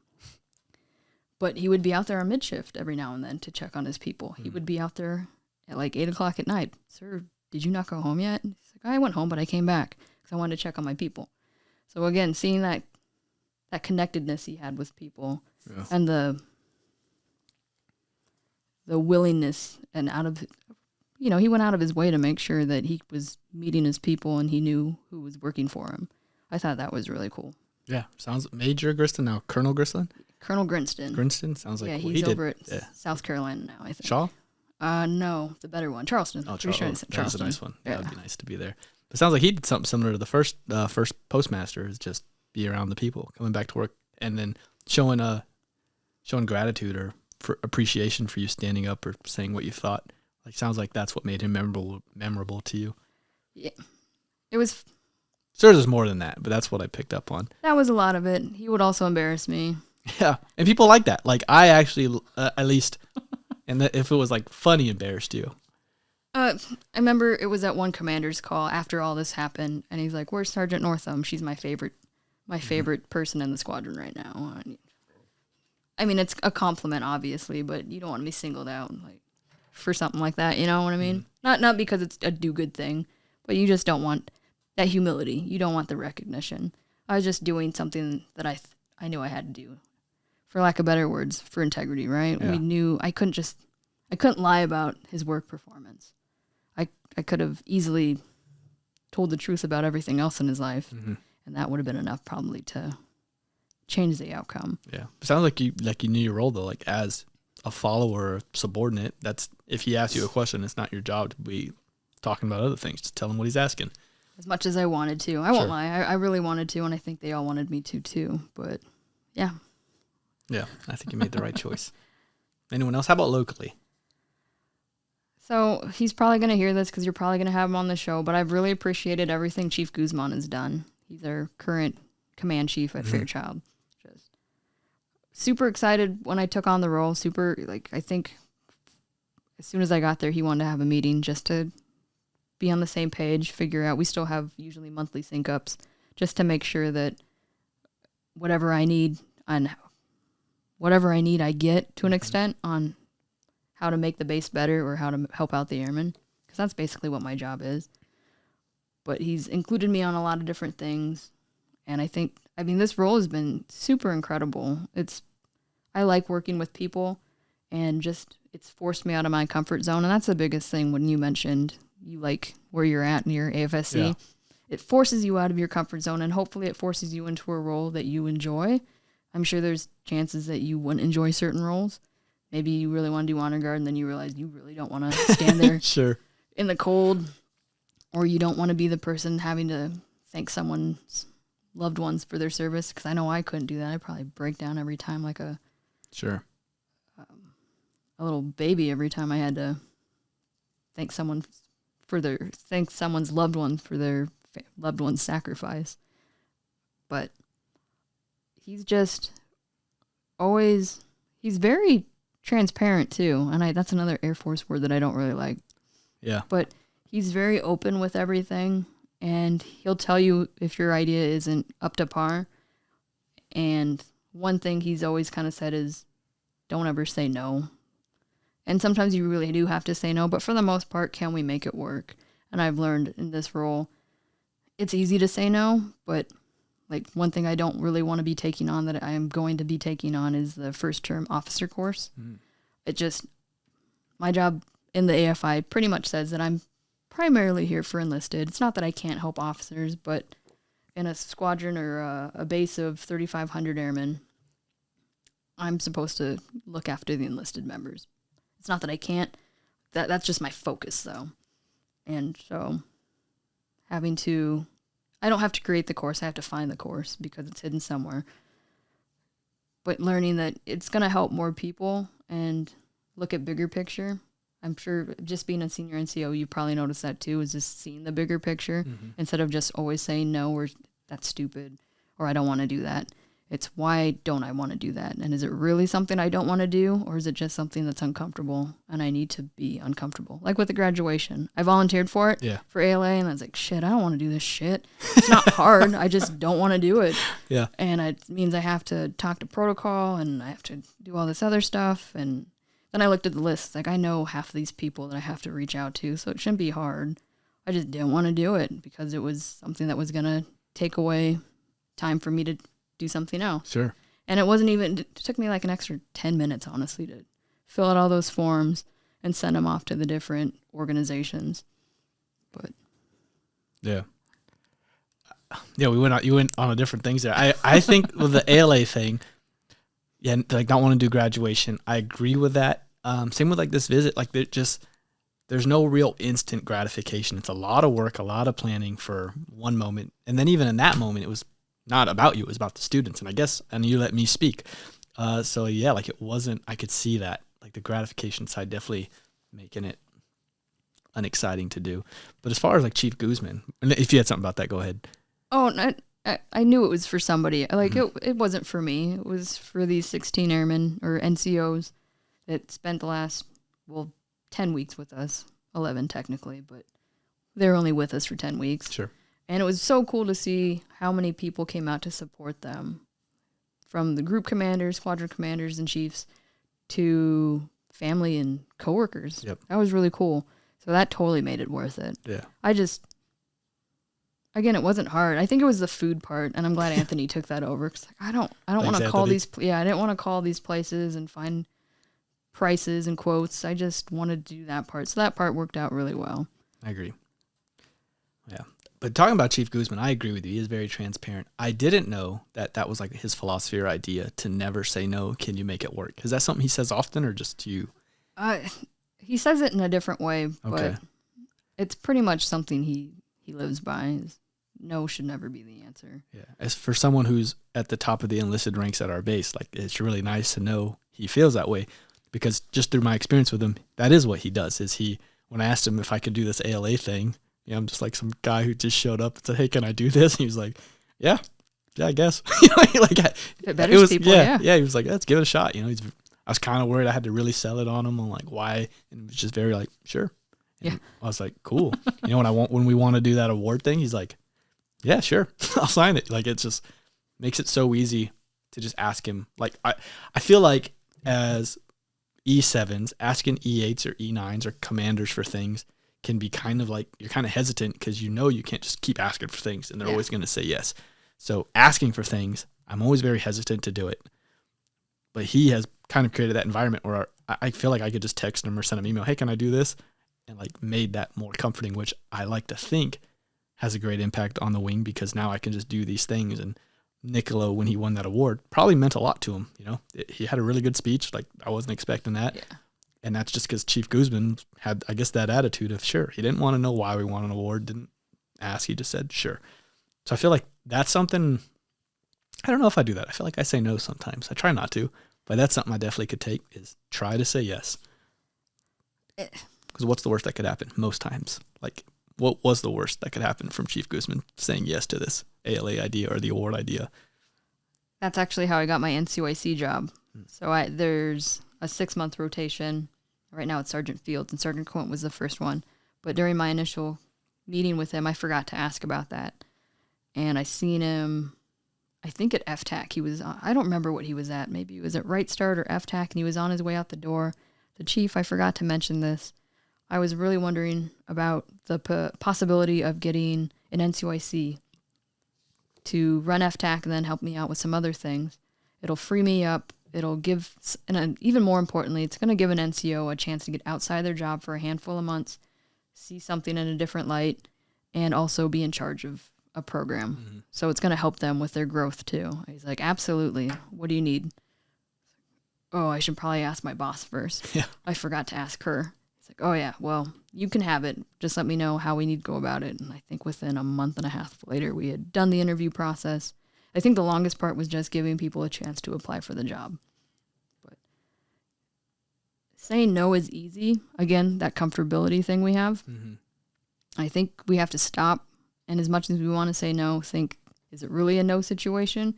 Or are we just not thinking about it in the right way? And sometimes it means asking somebody else too. Hey, so-and-so said I should do this. What do you think? Do you think it's possible? And even if they say no, then you say, well, why do you say no? And then you bump your ideas off of each other. And 9 times out of 10, if you really don't want to do something, you can not do it. But 9 times out of 10, I think there is a way to make it work. And it may not even be that you have to do it. And maybe, hey, this is a good idea. Let me get a POC for this, or let me have my NCOIC do it. Maybe reach out to some airmen that you know would be really good at it, NCOs that would be really good at it, and just pass it along, not to get rid of it, but because they are truly the right person for the job. Mm.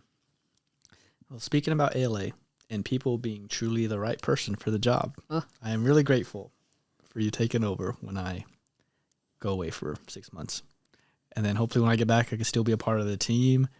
And I feel like passing on that director spot is going to be great, because I think you just learn so much from that. I mean, you already kind of know everybody in the wing. So you, like for me doing it here, I know most people just because through ALA. Sure. I know most chiefs now, which would really help with this command visit, because I could just hit these people up and they kind of know me too. Like there's just so much growth and benefits from doing things and knowing people. And a lot of people will, talk shit or call it cheesy to like network or get your face out there, visibility, but it pays off. It does.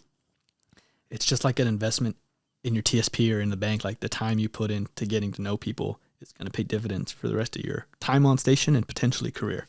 True. That, again, if I wasn't in this job, I wouldn't know half the people I know. Mm-hmm. And again, it's also me venturing out, not just staying in my little bubble, because I could just stay in my little office and have people come see me, and it would probably be fine. But I think there's something really important. I've been networking, and I didn't even know it. And my other person that I had up there was Randy Bullock, who I worked with at Mildenhall. And he told me when I was a staff sergeant how important it is to network. And the other person I have on there, Senior Castleberry, you met him, right? In the short time Top you guys... Top 3 president? Yeah. Yep. They both are so good at networking. And it's not that they're trying to do it. They know that it's going to benefit down the line.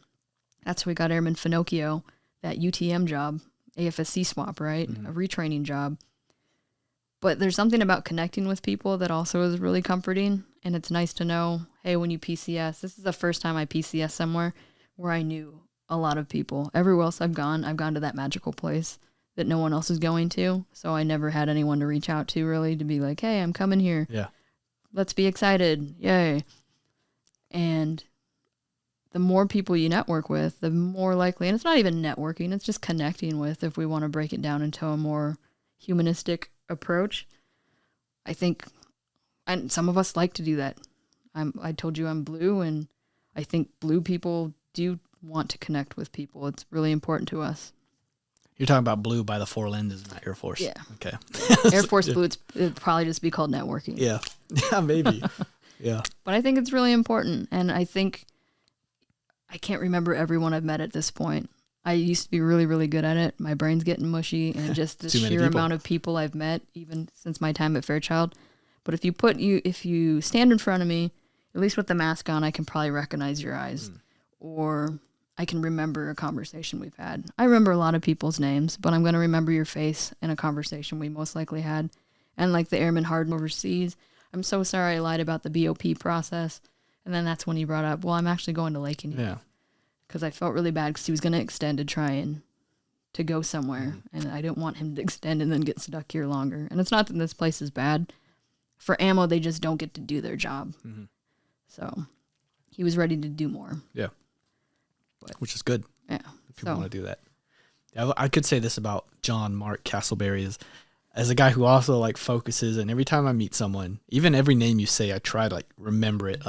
The postmaster, man, that one was just difficult that I dropped it. But most of the other ones I remembered. DeRizio. Yeah, I just couldn't.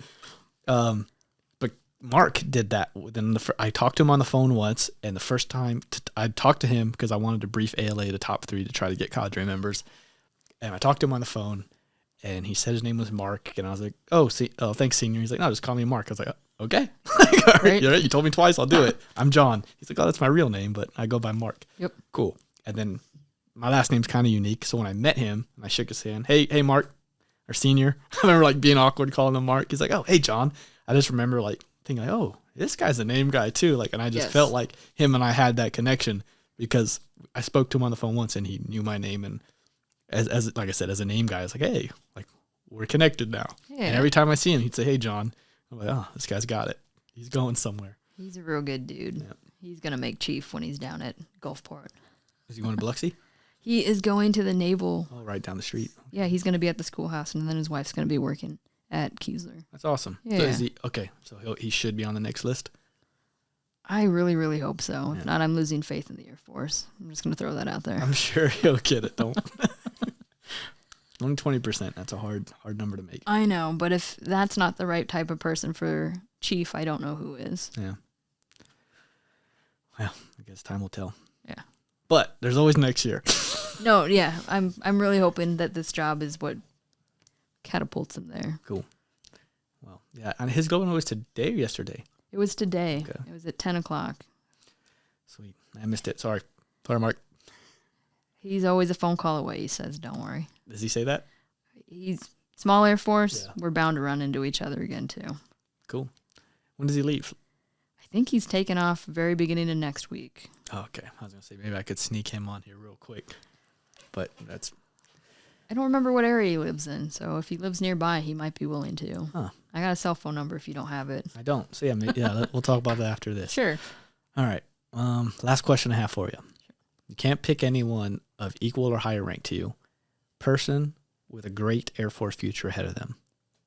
Or, so you know what? It doesn't have to be in the Air Force, but a person currently in the Air Force with a great future ahead of them.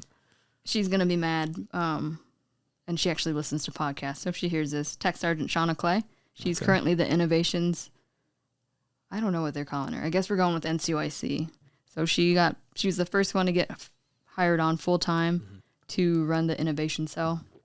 And she also she didn't volunteer. She applied to be the NCOIC, and Quint beat her out. But I remember just listening to her talk, and she was really, really well put together.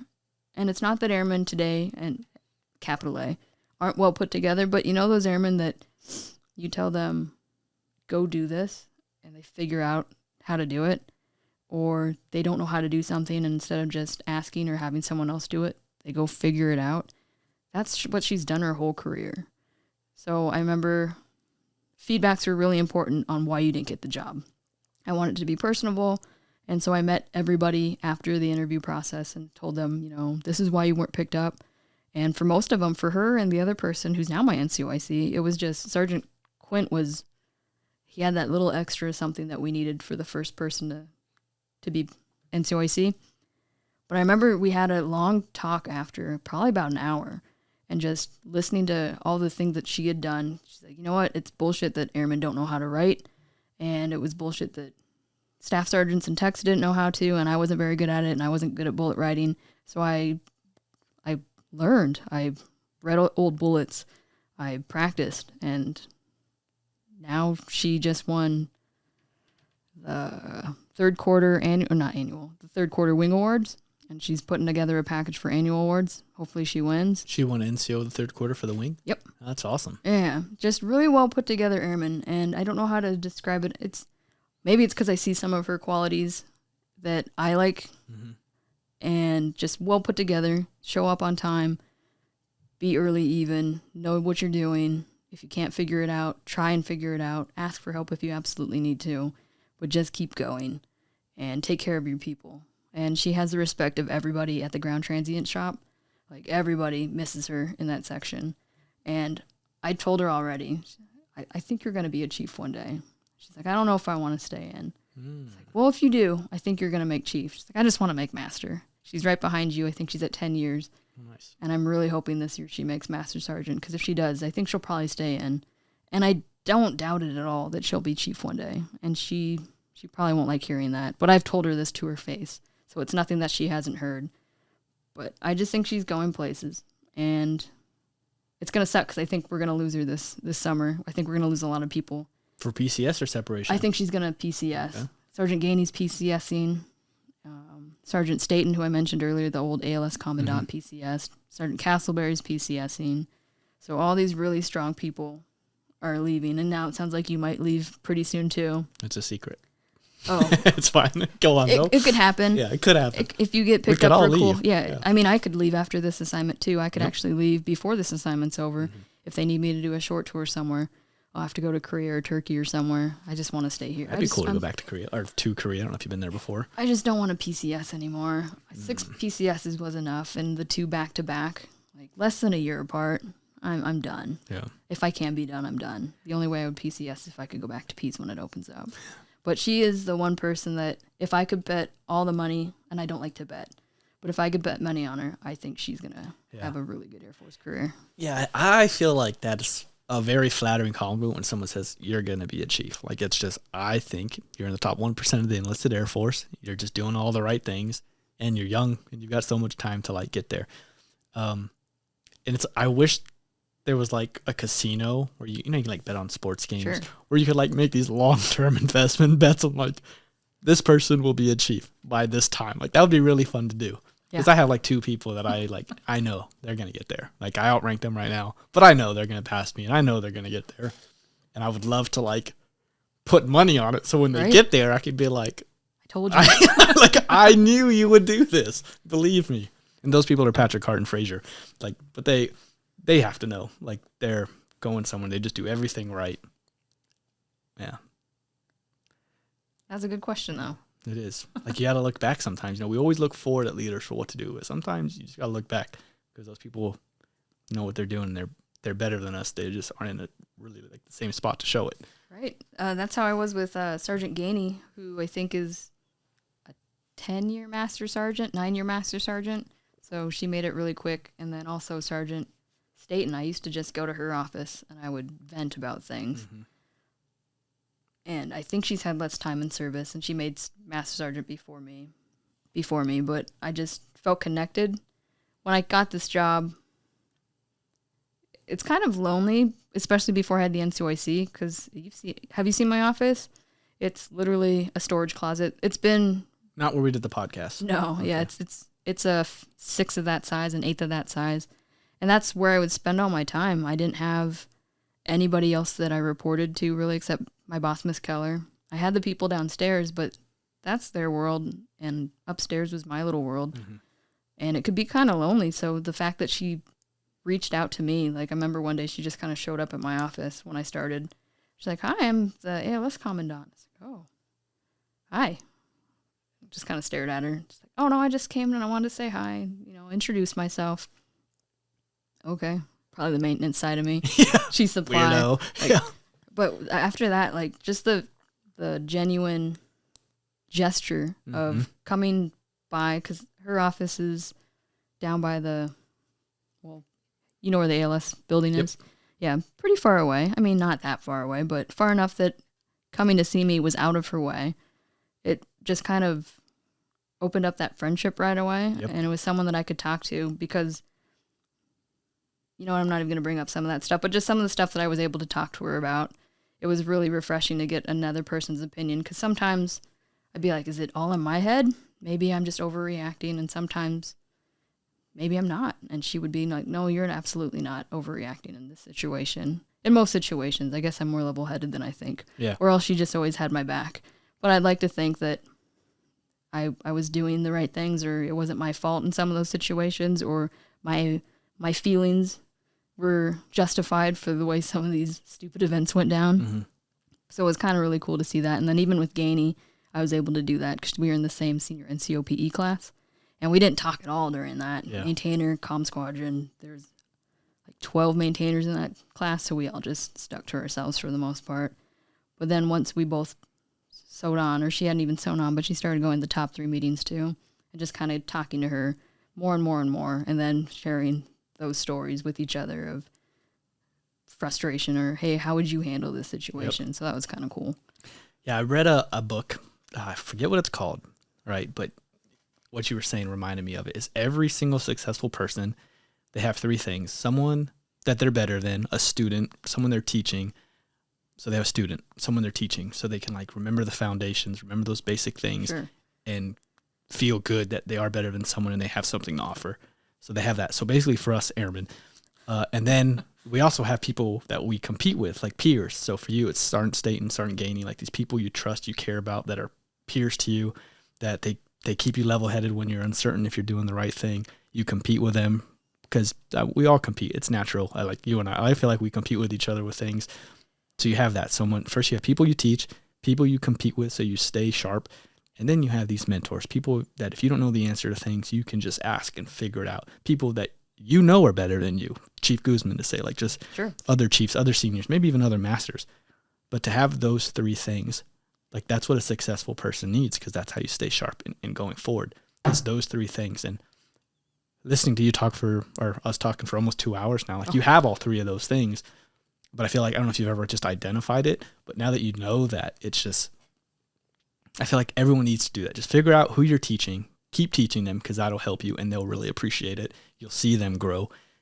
Have your little peers that you compete with that you also trust, and then also have these people that you've deliberately told, you're my mentor. I really appreciate everything you do for me. And then to just always hit them up when you have questions or don't know what to do. Because just think of like my biggest stress as an airman or NCO is there's so many things that come up that I don't know how to do. If I just knew that I had that one person I could hit up and be like, how do I do this? And that they already know they're better than me. I've told them they're better than me, so they would just give me the answer without judging me or making me feel like an idiot or saying, go look it up. Yeah. Like to just have that. Like I don't worry about anything because I know anything that comes up. I might not know the answer immediately, but I'll figure it out by tomorrow. Like I'll have it. So I think those 3 things are really important. Oh, that's and cool. it sounds like you've got that with Gainey and Staten, at least the middle side. Yeah, those are definitely 2 of the people here that I had reached out to the most. It's been, the whole transition has been interesting, just going from, well, when I first got here, I was still a tech sergeant, no line number or anything, and I was just working the line. I was just one of the 55 ComNav troops at this base, no big deal. And then when the NCOIC got ready to retire, he bequeathed me his job. So I was the NCOIC for a little bit. A master job? Nope, still a tech sergeant job. And then as soon as... He just gets to pick who replaces him? To an extent. Okay, nominate kind of. Yeah. There was a couple of us that he had in mind, but I'd kind of already done the NCOIC job on a smaller scale. Mm-hmm. And the other person he was kind of interested in was also a flying crew chief. Okay. And then I had the seniority out of the 2. So I ended up being first pick for that. And I only got to do that job for maybe 2 months before I did make master. And then I was a section chief taking care of 220, 240 specialists. It's a lot of humans. Yeah. So I had to learn how to change and how to grow into the role. I had been an NCO for so long. I sewed on staff in March of 2010, and then I didn't make master. And I sewed on in November of 2020. So I spent 10 years as an NCO, which is great. It gave me a lot of chances that I would have got if I would have made tech even quicker or anything else. But breaking out of that role, because that's the sweet spot. That's when you can be friends with everybody. You can still be friends with the airmen to an extent. It's okay to know everything about everybody. But when you make master sergeant, you have to leave that bubble behind, and that was really hard for me. And so to have other people's opinions and what's the word I'm looking for? Opinions or practices on how they kind of handled some of those things was kind of good at times. And we'll see where the next couple of years take me. Yeah. It definitely, having other people's opinions, like it doesn't hurt. At worst, you just say, I'm not doing it that way. Yeah. Like you can only get better. Like you're not going to get worse. You can say no then. Yeah. Yes, for sure. Well, cool. Well, I rarely go through everything on my board, but I did this time. So if you got anything else before we end it. No, just thanks for having me. It was really Sure. cool because I watched Goose's 3-hour-long one. I watched good parts of Watched that it or one. listened to it? I watched it because I didn't know there was the listening option too. So Yeah. I saw everything, and I don't know if I'll watch this or not, but I'll listen to it for sure. I'm Sure. sure my husband will at least. Cool. Hey, Bob. But, yeah. Oh yeah. Hi, Bob. But I really appreciate you choosing me because I've seen all the people and I've seen the list of the people you've had on this show. Yeah. So I feel honored to have a chance to come hang out with you for a bit. Sure. Well, you have an interesting story and you shared it, and that's what this is about. And I had fun. I think that's actually the main reason I do it, is talking to people, hearing your own voice. I think we just say cool, interesting things, and you just learn more. So I know I grew from this. Hopefully whoever listens does too. We'll talk Gunderson into doing a podcast Sure. on yours. And while we're on your podcast, one thing, I did a podcast with her earlier this month, me, Scott Douglas, Brennan Gieslin, we call him Goose, and Erica. And it was about Airpower Leadership Academy. It was about 45 minutes to an hour long. And so if anyone wants to hear that, us talking about the first ALA here at Fairchild, where exactly can people listen to that? So they can go to Apple Podcasts, Spotify, Google. I didn't even know there was a Google podcast till I got this Pixel phone, but it's just called Refuel Team Fairchild. And it's on all the listening devices. It's through Anchor FM. And we try and have, if people happen to listen to this and have ideas, I'm always interested in whatever people want to do. I was telling John earlier that we were looking at maybe doing what I wish I would have known before I deployed, because it wasn't on the checklist type thing. So whatever ideas you guys have, I actually just did my leadership philosophies. Oh. And so those will be coming out early next year. I'm going to be interviewing Chief Krzelnik, who's our AMC command chief. Mm-hmm. So whoever wants to be on it, maybe I can figure out a way to zoom in people and do interviews that way. I got to interview Chief Osby, who is the AFES senior enlisted leader. And he has interviewed everyone from P. Diddy to everyone, anyone famous that you can think of, he's probably gotten to interview. And I know he hasn't been face-to-face with them, so maybe I'll reach out and figure out how to bring people online. Yeah. Because how cool is that? And I don't mean I have to interview famous people, but even people that are stationed at other places. How cool would that be? Yeah, that is cool. It's actually, I know I was closing, but I have been asked, suggested, hey, you should do virtual. You could have a broader audience, and there's some people I really admire, and I would love to actually have this with them. And I'm not trying to talk you out of it, but there's just something about this, looking at you, sure. Especially you're only the second person not drink with me, which I'm not pressuring you, but you're drinking water. Yeah. But there's something about this, and I feel like I do this because it's fun, not so much for yours is partly work, but there's just something about looking at someone and being around them to where I'm afraid of doing the virtual thing, but I have considered it.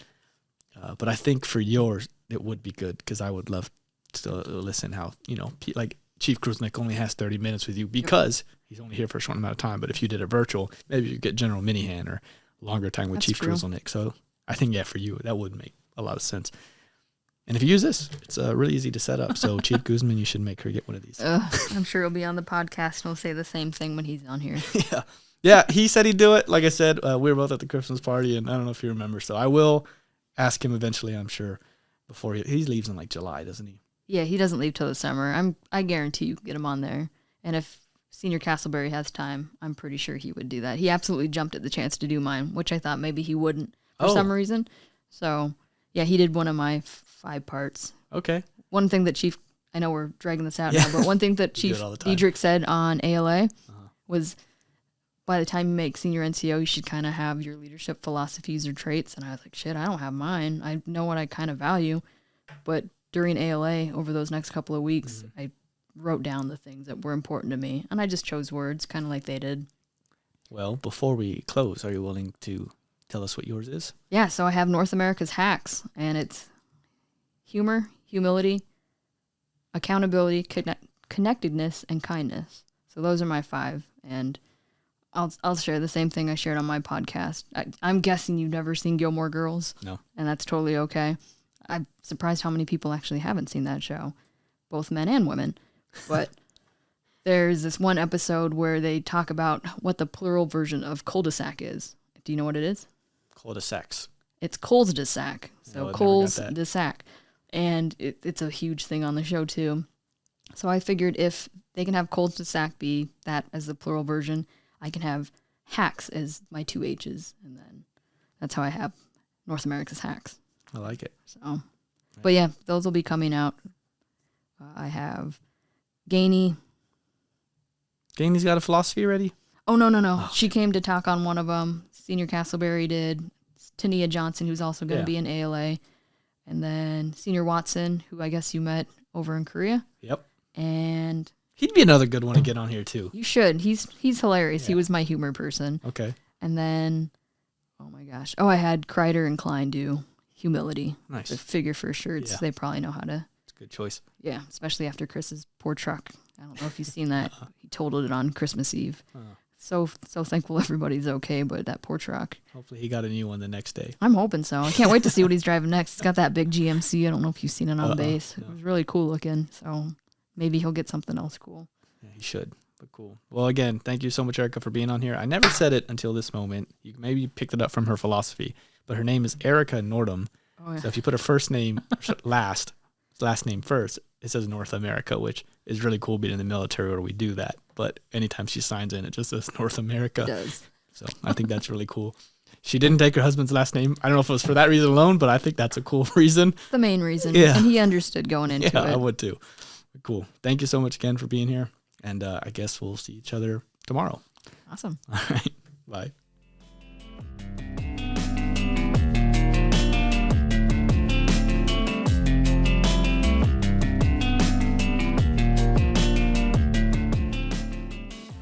I hope you've enjoyed the 2 hours with Erica and myself. Knowing Erica has enabled me to extend my local Spokane and Fairchild Air Force Base network and has set me up with future guests to have on my podcast. If you want to hear a 45-minute conversation between the initial cadre members of the Fairchild Airpower Leadership Academy, Erica's podcast can be found by searching Refuel Team Fairchild on Spotify or Apple Podcasts. When you're looking for it, the episode is dated 17 December 2021. Thanks for listening to Have a Tisue Podcast. This podcast is available on YouTube, Spotify, Apple Podcasts, Pocket Casts, Breaker, Google Podcasts, Radio Public, and Anchor.